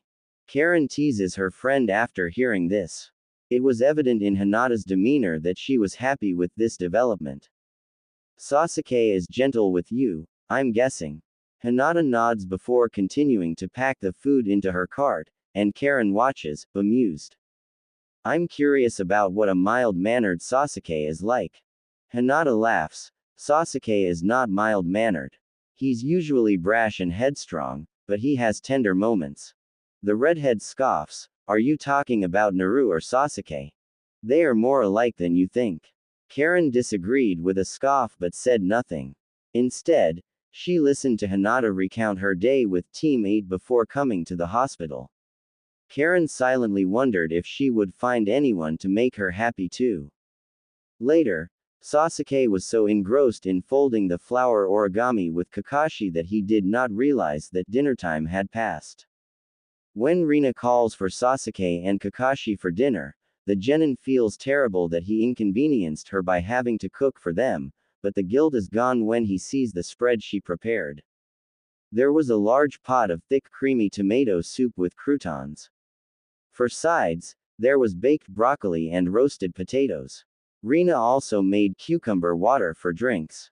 Sasuke was sure his mouth was watering as he looked at the scrumptious-looking food. He marveled at the array of colors and swore his stomach grumbled when the scent of homemade cooking, not his own, reached his nose. Kakashi pulled out a chair for his girlfriend, and she sat down gratefully. Sasuke scarfed down the food with vigor no one knew he had. Rina couldn't help but smile as she watched him. He always so cheerily ate her food, and even though he was older, that seemed unlikely to change. Kakashi does not comment on his students' uncharacteristically enthusiastic eating. Eventually, Sasuke took seconds and finished the whole pot, much to the others' amazement. Kakashi convinced his ward to shower first since he didn't get to when he came home earlier. Sasuke thanked Rina for the meal, and he blushed as a loud burp escaped his lips as he left the kitchen. Rina helped Kakashi clean up despite his attempts to persuade her that he could handle it alone. We are having a dinner party at my house for Karen's birthday week. If Sasuke is willing to help, he and Naruto could cook the meal with Jiraiya. Hinata and Hanabi are preparing our cherry blossom viewing in the morning. Kakashi passes her the plate to dry, so what's the plan? I will use the flower origami to decorate all over the house. Then in the morning, we have our cherry blossom viewing. Afterwards, I will take Karen shopping while the boys handle supper. Kakashi nodded. It sounded like she had thought it through already. Any idea what you want them to cook? Rina giggles. Naruto and I already planned out the menu. Since Karen likes spicy food, we are making rice, tofu, soup, and beef stir-fry with her favorite peach iced tea for refreshments. Kakashi couldn't help but chuckle, seeing Rina so animated. You're excited. It's her first birthday in Konoha, and it's the first time she will celebrate it since her mother passed. I want to make it special for her. Kakashi did not miss the melancholy in her voice.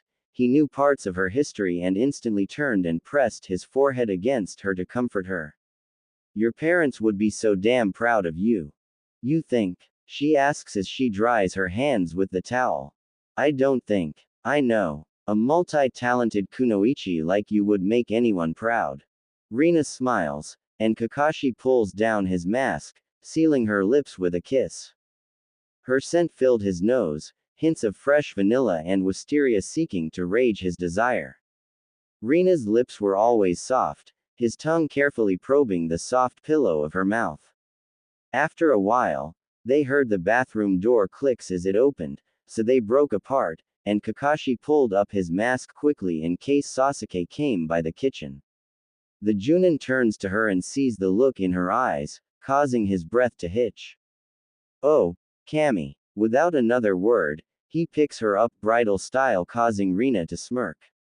Kakashi hurries to his room with his girlfriend before Sasuke can see them.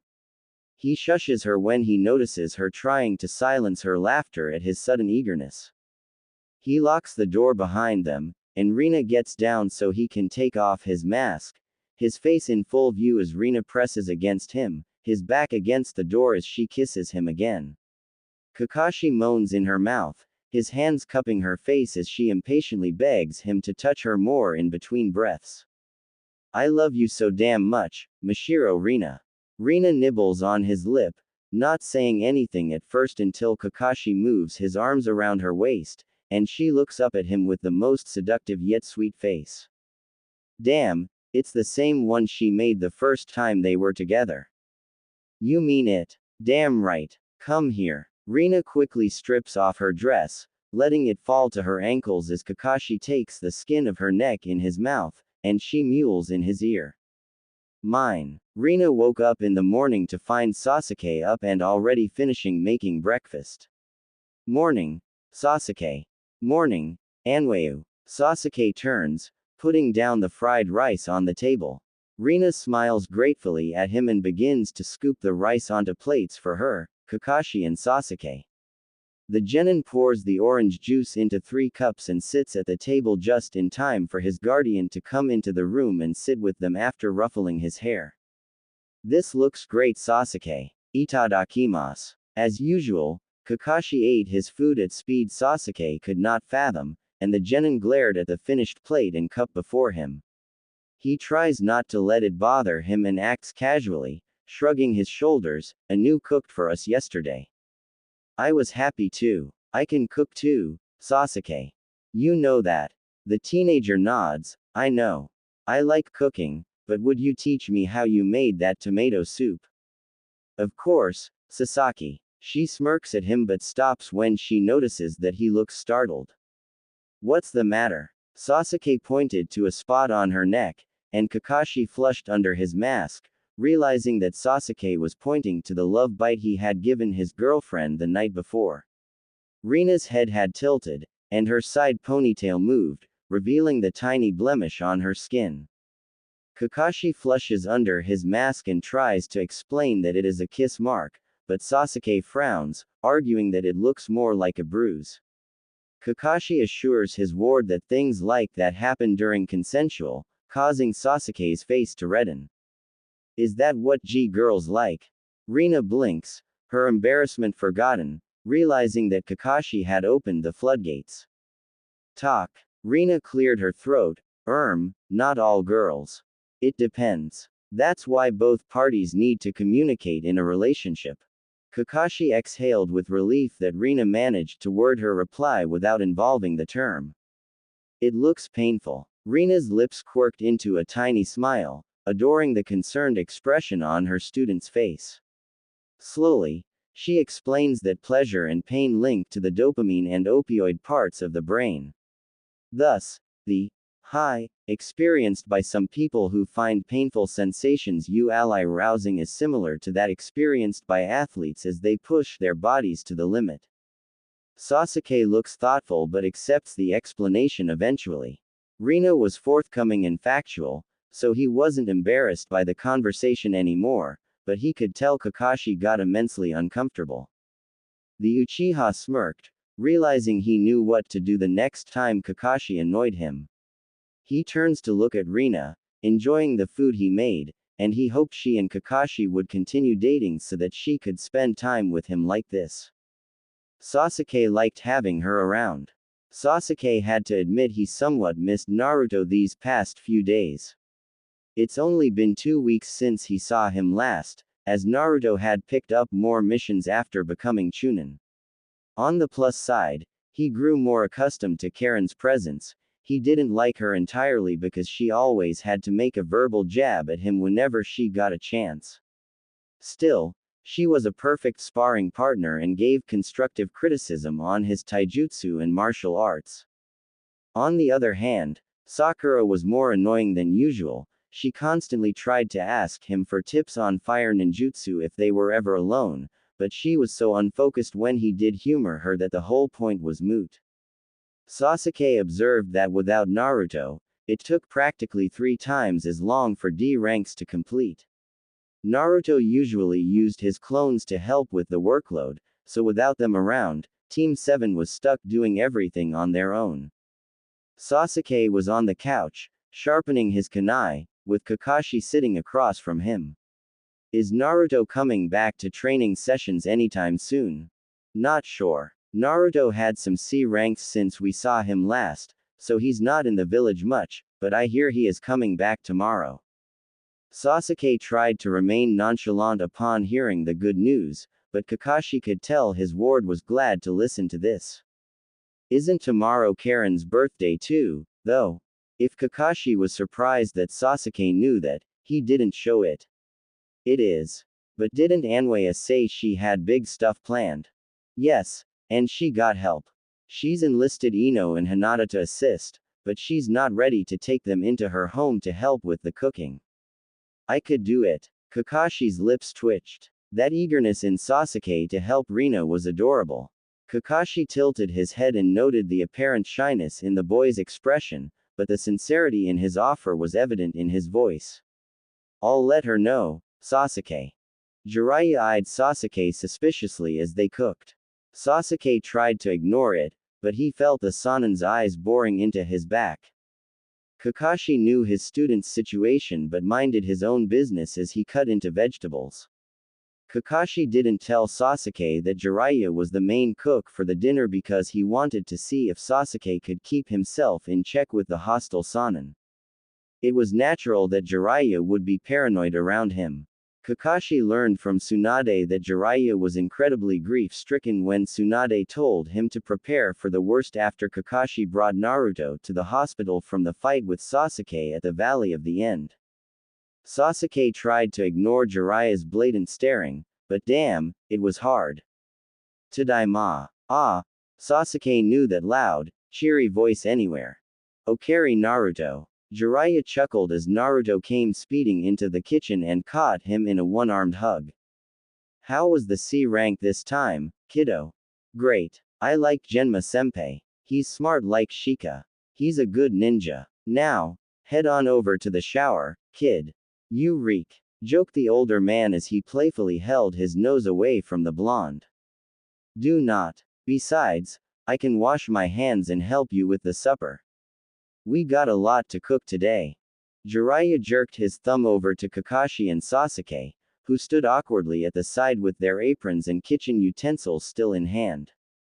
Oh, The blonde flashes them with a grin, as usual. Sasuke followed the interaction. He knew Naruto had changed a lot as of late, but something about his presence reminded the Uchiha of sunshine. Naruto was always loud and cheerful, annoyingly so. Still, these days, it's like he lights up the room immediately with his voice and demeanor without being animated like Sasuke was used to. Sasuke wondered if the older Sannin had any influence in mellowing out the blonde. Kakashi explained that Sasuke volunteered his help to Rina since Naruto was out of town. Naruto turned quickly to look at Sasuke, who just nodded to confirm. That's nice of you, Sasuke. In that case, I'll head to the shower then. Jiraiya smirked, pushing the blonde lightly on the shoulder towards the door. Hurry, you're better company than the sourpusses over there. Sasuke scowled, but Jiraiya paid no heed. Kakashi smiled under his mask as Naruto laughed as he left, running up the stairs to his room. The Uzumaki estate was a fun house. Sasuke burps after finishing his third plate. He flushes at everyone's looks at him. Naruto just grinned at him like he always does while Karen and Jiraiya looked at him, eyebrows raised. Rina and Kakashi, on the other hand, just smiled reassuringly at him. Sasuke stands up from the table and starts picking up the finished dishes. Kakashi follows suit, knowing that Sasuke wants to start cleaning up first. Once the two left the room, Rina smiled as she noticed they carefully avoided stepping on the origami flower decorations on the floor as they headed to the kitchen. How long have you been planning this, Onisama? A while, sweetheart, answered the older Kunoichi. You didn't have to. Karen was a little displeased that she had no idea that her guardian had planned so much for her birthday without giving it away. I wanted to. Rina leaned forward and kissed Karen's head, who smiled at the affection, her previous thoughts forgotten. Naruto beamed, seeing Karen so happy. He pulled a gift bag under his chair and held it to her. Happy birthday. Karen blushed at Naruto's wide and proud grin but accepted the bag in his outstretched hands. I made it myself. Karen carefully moved the gift tissue paper into the bag and marveled at what was inside. Slowly, she took the item out and felt it with her bare hands. Oh, my, you made this yourself. Even Rina was surprised. She knew Naruto could do simple sewing, but a well-made crochet sweater of varying colors was something else entirely. Karen carefully studied the horizontal pattern of watermelon pink and cream beige. Karen measured the length mentally. It was 3/4 long so that she could wear it as a dress. I hope it's not too girly for you, but Ino insisted on this color pattern. Jiraiya snapped his fingers. Aha. So the Yamanaka girl helped you make this beautiful thing. No, I did it all by myself. Oh really? Then make me a red scarf too, then brat. Fine, I will. Rina laughed as Jiraiya wrapped his arm around the boy's neck in a headlock and used his free hand to ruffle his hair merrily despite Naruto's whining. Ah, this was a great birthday. Hey, Anu. Rina looks up from her perch on the couch. Presently, she was helping Sasuke and Kakashi with laundry. Sasuke sewed up the ruined ninja wear while Rina folded clothes and Kakashi ironed in the next room. What made you think Kakashi was right for you? Rina blinked, wondering what brought this on. She pressed him gently to probe further into his state of mind. Right for me in what sense? How did you know Kakashi was the right man to have a relationship with? Rina raised an eyebrow. She could tell Sasuke was genuinely curious, so she gave him a little leeway. Well, Kakashi was one of the few people who didn't treat me as fragile without my mask, and he saw me as more than a woman. He saw me as an equal. I only realized I had feelings for him after a woman tried to flirt with him brazenly. Sasuke rolled his eyes. What's so attractive about a man who wears a mask? The mystery of uncovering the man beneath the mask is plenty. Interested, Sasuke meets eyes with Rina. The older woman quickly reads the eagerness to know what Kakashi looked like in his expression. Anyway, Sasuke, Could this be about Hinata-chan? Surprisingly, Sasuke wasn't embarrassed by the question. Instead, he explained that he had just been curious about his guardian's relationship. What's so interesting about it? He's a man, and I'm a woman. No mystery there. Yeah, but there's this sense of calm and security I feel when I see you two together, like it's as if you just fit. Sasuke started mumbling afterwards, but Rina could understand him. She got used to incoherent speeches after watching Naruto as much as she could over the years. Rina could interpret Sasuke's embarrassed ramblings since she could handle Naruto's rapid-fire way of talking and verbal tic. It just means, Sasuke, that you're starting to feel towards Kakashi and me differently. Like family. Rina's eyes softened at the word, causing Sasuke to hit with another memory. They were at a party together. Sasuke was standing on her feet as they danced. Itachi was watching them intently. Rima-ne smiled and laughed with Sasuke, trying to keep him comfortable. Sasuke hated clan gatherings like this. He felt nervous, but Rima-ne made it a point to keep himself occupied from his anxious thoughts. Rima-ne, would you marry my big brother? The older girl blinked, confused. Why do you ask? Itachi-ne likes you a lot. He can't stop looking at you in your pink dress. Rima-ne cooed at Sasuke's innocent compliment and ruffled his hair but did turn to look at Itachi. They met eyes, and Itachi waved. She smiles and picks up Sasuke to carry him in her arms, causing Itachi's face to warm. Rina did look beautiful, dressed in a gorgeous blush pink lace two-piece dress that went nicely with her sun-kissed skin. Sasuke smiled at seeing his brother looking at Rima-ne so fondly. Itachi was for sure smitten. He turned back to face her when she spoke to him. Penny, for your thoughts. Sasuke grinned as the older girl kissed his cheek affectionately. I want you to be my big sister forever. In the present, Rina Mashiro had to shake the boy to break him out of his flashback. Sasuke looks at her in a daze. Penny, for your thoughts. Kakashi entered the living room just in time to see Sasuke's face as pink as his girlfriend's eyeshadow, staring bashfully. Thank you. Rina frowned and softly asked, what are you thanking me for? For being here, tolerating me and knocking sense into me the way you did. You are my big sister. Rina tilted her head. She heard from Kakashi that Sasuke suspected her codename, Kohana, but she didn't expect him to admit it to her or still talk to her after the way she bashed him to unconsciousness.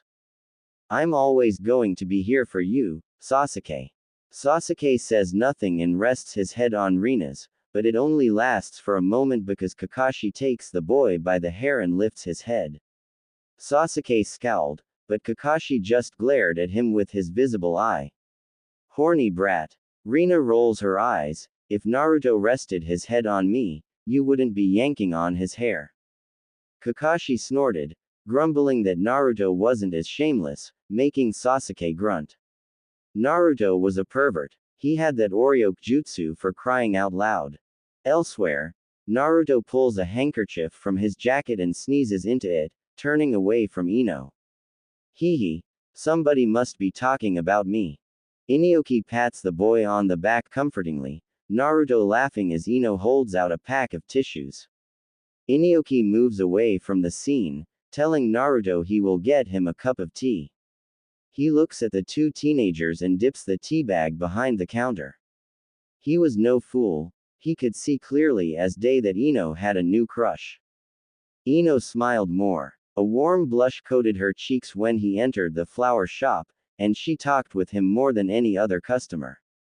It was evident that Ino's feelings for Naruto Uzumaki ran more profound than what she thought she felt for the Uchiha, which, in Inioki's mind, made him relieved. The Uchiha was a brat, and Naruto was a good kid despite his circumstances. You should tell him how you feel. Ino looks up, her cheeks rosy and warm with embarrassment. She just wanted to get the teacup to bring to Naruto. She tries to lie, but her father smiles kindly. Don't waver. The doorbell at the Hitaki residence rang much later, so Sasuke went over to answer the door. He blinks in surprise when he opens it, realizing it is his teammate, Naruto. The Uchiha wrinkled his nose at the neon orange jacket he wore. This eyesore. Why are you here, Dobi? Nei-san isn't here. It sounded more like a statement than a question, but Sasuke replied anyway, explaining that Rina left just a while ago. Naruto sighs, and Sasuke frowns, seeing an odd reddish tint on the boy's face. Did something happen? The boys turned their heads to see Kakashi coming over, curious why Naruto would show up. Kaka-sensei, you okay, Naruto? Naruto blushed, mumbled his apologies for disturbing and ran away. Sasuke yelled after him, confused by his reaction, but Kakashi smiled knowingly. The boyish, shy look on the blonde's face was no stranger to him. Naruto had a romantic experience with a girl. But with whom? To say Inioki was surprised to find Naruto pacing in front of the doorway to his home was an understatement. He was so shocked that he legitimately wondered if he had come to the wrong house. Naruto, what's up? Startled, the younger blonde stops and turns, his face reddening slightly. Inioki frowned at the never-before-seen expression on his face, and his frown deepened even more as the boy stuttered. Inioki-san, see, could we talk? The former head of TI found Naruto's demeanor confusing but invited him inside his home regardless. The curiosity of it all got to him. He wondered what worried the young teenager and what made him come to him for help. Later, when Rina returned home for dinner, she found her two wards in the living room, speaking quietly.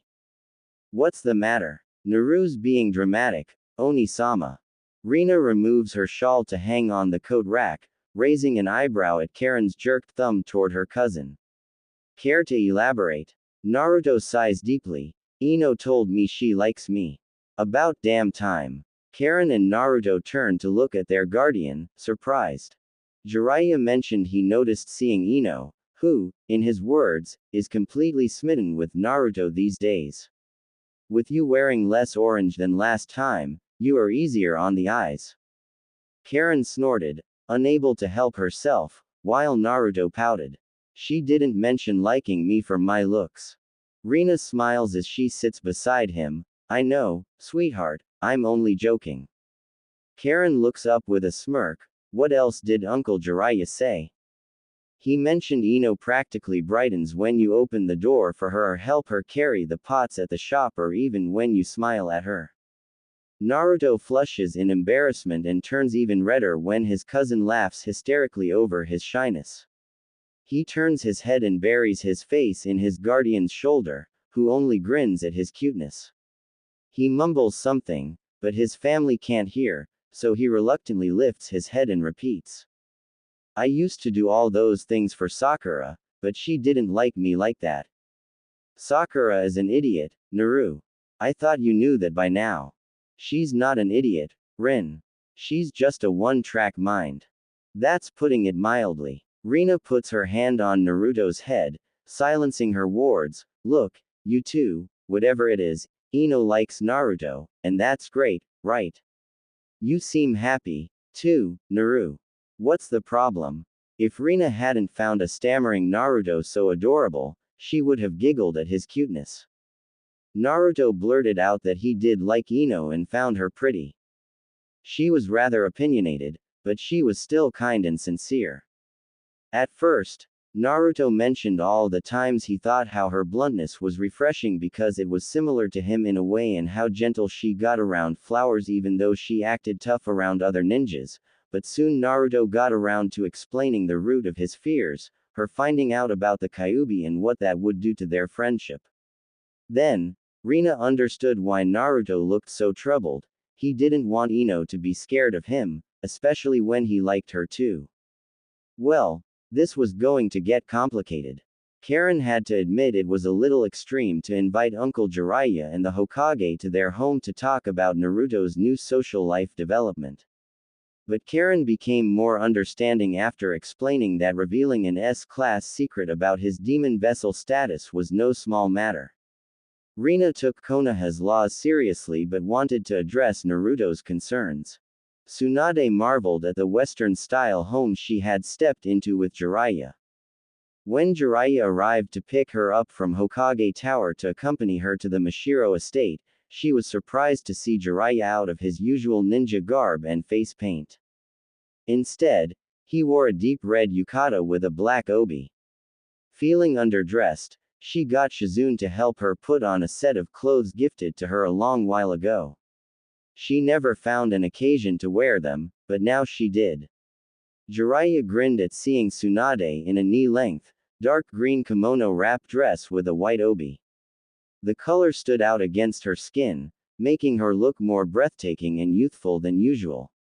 But when he complimented her, he got the as-expected bone-crushing punch to the arm.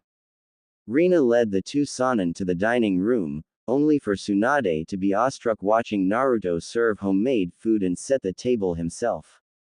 The large spread of traditional adegashi tofu, beef stir-fried soba, miso soup, shrimp tempura, and daigaku imo for dessert made her mouth water.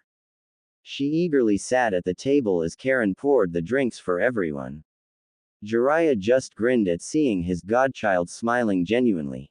Eventually, during the dinner, when Tsunade was not blatantly shoving mouthfuls of food in her mouth to swallow, Naruto explained what had happened with Ino. Of course, Tsunade and Jiraiya teased him about his new love interest in good-natured fun. Still, when he explained that he went to Inioki to ask his permission to date his daughter and tell her the truth about his tenant, the worried looks were obvious. Naruto shared that Inioki was kind, attentive, and even receptive to Naruto dating Ino, but he felt that it would be too soon to share that secret with her. However, if Naruto thought he would instead tell her earlier rather than later, then it would be up to Naruto. Tsunade waited until he finished to gulp down her food. She cleaned her mouth with a napkin and looked the younger blonde in the eye. Naru, we told you that secret about your parents and the fox should not be told to anyone easily. Right. But I'm not going to tell her about my parents. I agree with Pervy Sage that I should not tell anyone about my parents till I'm 18. I mean, my father did serious damage to Iowa in the last war. We should keep that under wraps, but me being the Kyuubi's vessel. Tsunade cuts him off, the details of which are still unknown to your age group and below. Naruto, I know you had it rough as a kid, so I don't want you to be too honest about this, especially with your first girlfriend. Naruto closed his mouth.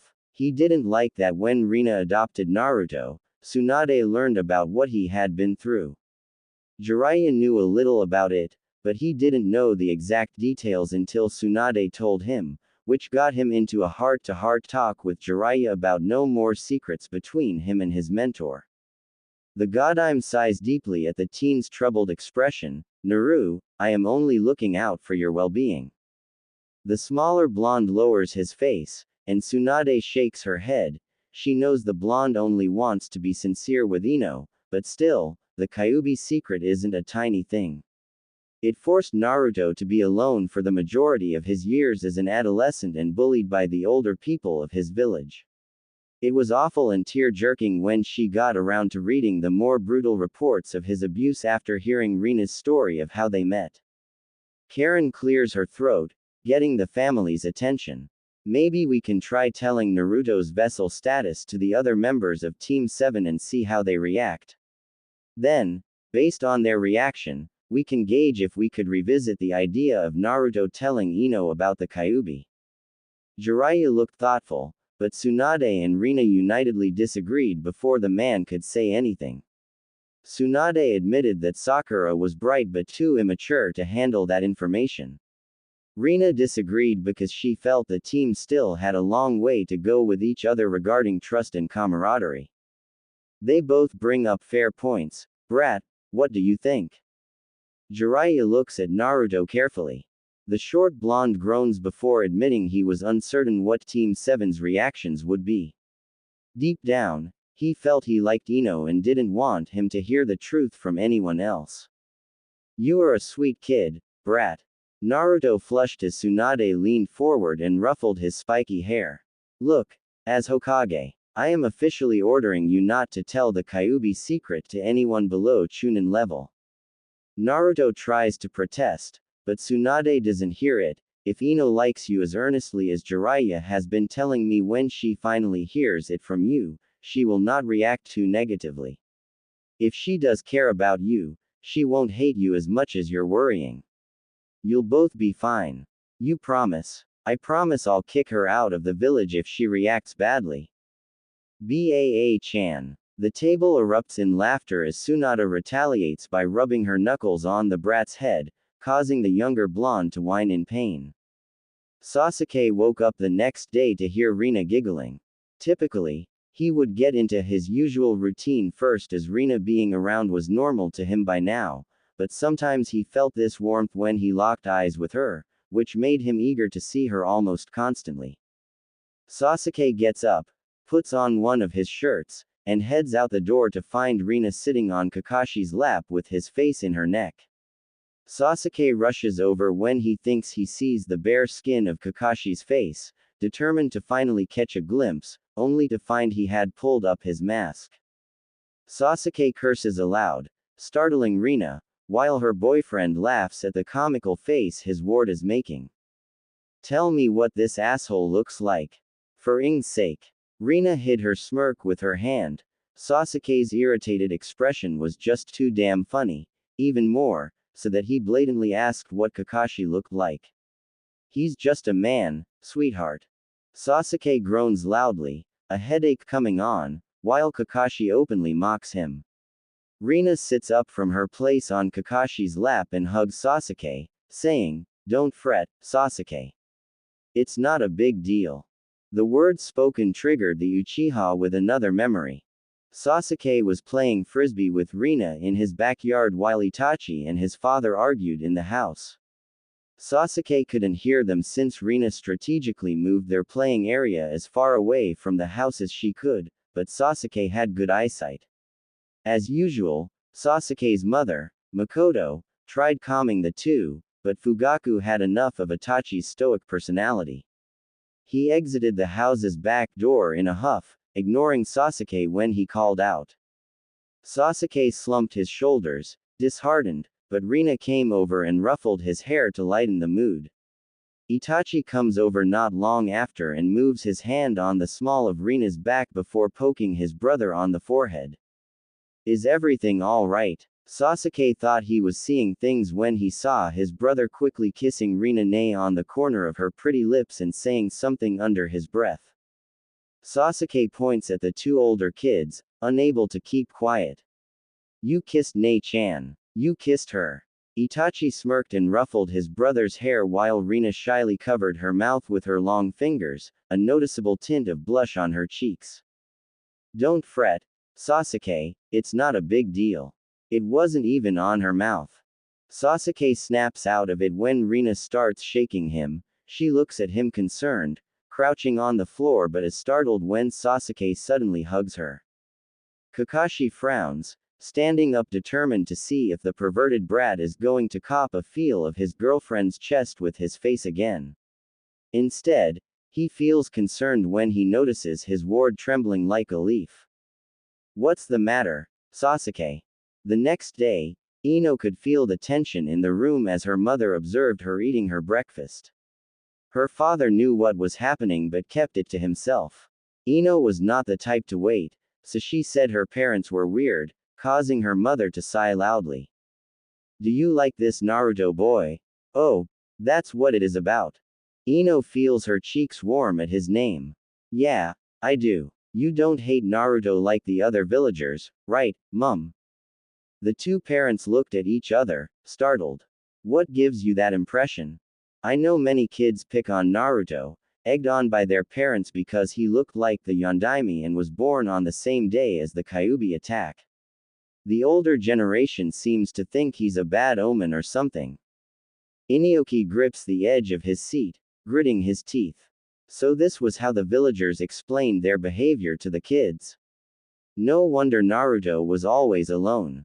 He turns to his wife, and the compassion on her face is evident. I do not dislike Naruto.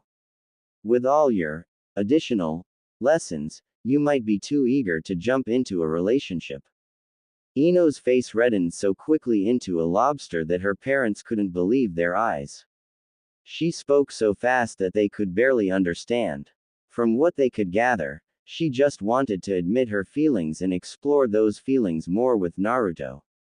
He was kind, a little silly, and maybe slow, but friendly and sweet. She wanted to spend time with him, so what's wrong with that? For the first time since he thought about his daughter and the prospect of her dating, Inioki realized how demure Ino blatantly admitted she cared very much for Naruto's character as a gentleman. With Naruto coming to him the night before to ask his permission to date his daughter publicly, it proved that Naruto was growing up to be a fine lad. You can date Naruto, honey, but don't even go anywhere near second base. Am I clear? Ino accuses him of being embarrassing while his wife reiterates his point. Ino was growing up way too fast. After morning training was finally over, Sasuke marched up to Naruto and demanded why he showed up out of the blue without explaining the day before. Before Naruto could even think of what to say, he heard running footsteps and turned to see Ino rushing up to him. He steps forward, and Ino stops before him, panting as she tries to catch her breath. He takes his water bottle from the backpack he shares with Karen and passes it to her. I'm okay. The whisker-cheeked blonde smiles, gently insisting she drinks her fill and explaining it was alright if she finished the bottle. She does so gratefully. Naruto observed minor bruises or scratches on her arms and legs and guessed she just finished a mission. You were with Tora, huh? How you know? You smell of him a little, plus we all tend to get those scratches when we do get him. Ino smiled at his expression, a little giggle bubbling out of her mouth as she brushed the hair strands in her face. Look, Naruto, I came over because. Ino pig, what are you doing here? The girl scowls, turning to see Sakura approaching them and smirking.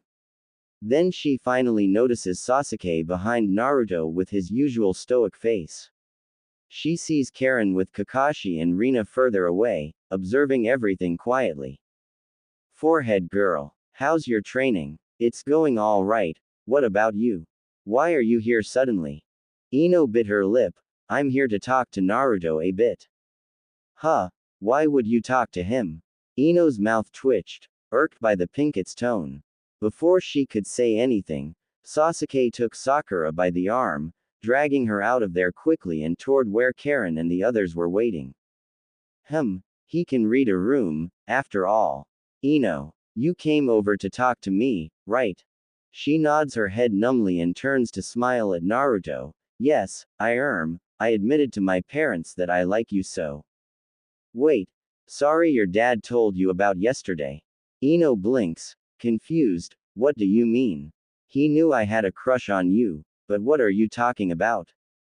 Naruto smiles lopsidedly, shyly rubbing his head. Well, after you told me how you felt, I spoke with your father later and asked his permission to date you.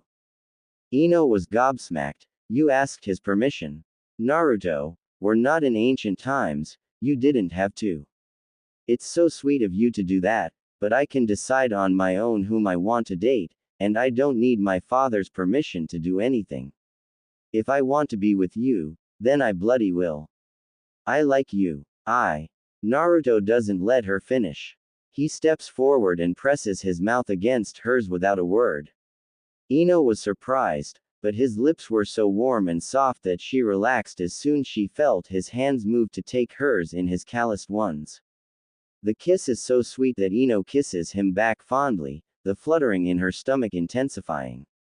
Slowly, he breaks away first, the redness in his ears clear as day as he looks at her shyly. I should have asked first, but I just couldn't help it. Ino hugs him tight around the neck, causing him to chuckle and wrap his arms around her. She hears wolf whistles and opens her eyes to see it as the two Junin that are watching. Karen was cheering along with them while Sasuke and Sakura stared, gaping, and damn, she did not care. Ino pecks Naru on the cheek. Her new boyfriend smirks, twirls her around, and hugs her from behind. He presses his lips on her other cheek, making her giggle. Now, this was what fairy tales were like. Kakashi and Rina did not miss that the new blonde couple was getting subtle dirty looks from mostly villagers as they walked to Ichiraku for lunch. Kakashi mentally considered all the people who looked at the couple in such a manner. He had already decided to get his dog Nin to pull some pranks on them, but it was nothing too disastrous. Damaged property was highly likely. Kakashi looked over at the other genin. Sakura is talking with Ino. Ino notices the looks, but she busies herself while conversing with Sakura and ropes in Naruto, too, to distract him. Karen was quietly speaking with Rina, but she had noticed the looks, too. Every so often, she would shoot a wave of killing intent to scare them off. Rina did her best to ignore them but patted Karen on the head whenever she used her killing intent. On the other hand, Sasuke noticed the looks they were getting, but he somehow avoided eye contact and started writing down the villagers' names in his notebook. Kakashi made a mental note to swipe that notebook later. He reaches out his hand and ruffles the kid's hair, only for Sasuke to give him a questioning side eye, but Kakashi only smiles. The Junin wondered whether Sasuke was still thinking about what happened yesterday. Sasuke had trembled like a leaf, and it worried Rina. She had hugged him back tightly, and Kakashi watched on, not keen to interrupt. Eventually, ever so slightly, Sasuke pulled away and told the two older nin that he had remembered something from when his parents were alive. When Sasuke didn't elaborate, they did not press. Instead, Kakashi nudged Sasuke to shower while Rina made them breakfast. They silently decided together that they would avoid probing him on the issue. Sasuke would come to them when he was ready. Jiraiya was forthcoming when he told Tsunade about his observations of Konoha's villagers after Naruto and Ino made their relationship public. Tsunade had kept Inioki up to date on this, but Inioki had expected this to happen and told Tsunade that he did not blame the kids. It touched her that Inioichi was so emphatic about Naruto's struggles. Tsunade contacted Shikaku for his advice as her Junin commander, and he did not mince his words. He felt Tsunade needed to change the law to include that bullying against the blonde boy that the Sandame, dubbed Konoha's hero, would not be tolerated. Shizune fully agreed, but Tsunade knew that almost 80% of the villagers had grievances with Naruto. She was unsure how the villagers would react. Being the Kyuubi vessel, Naruto was an S-class secret, and she felt the villagers did not correctly understand the consequences of the bullying. There was only one way to find out. She had to find out the extent of the abuse and get to the bottom of it. She had to talk to Naruto.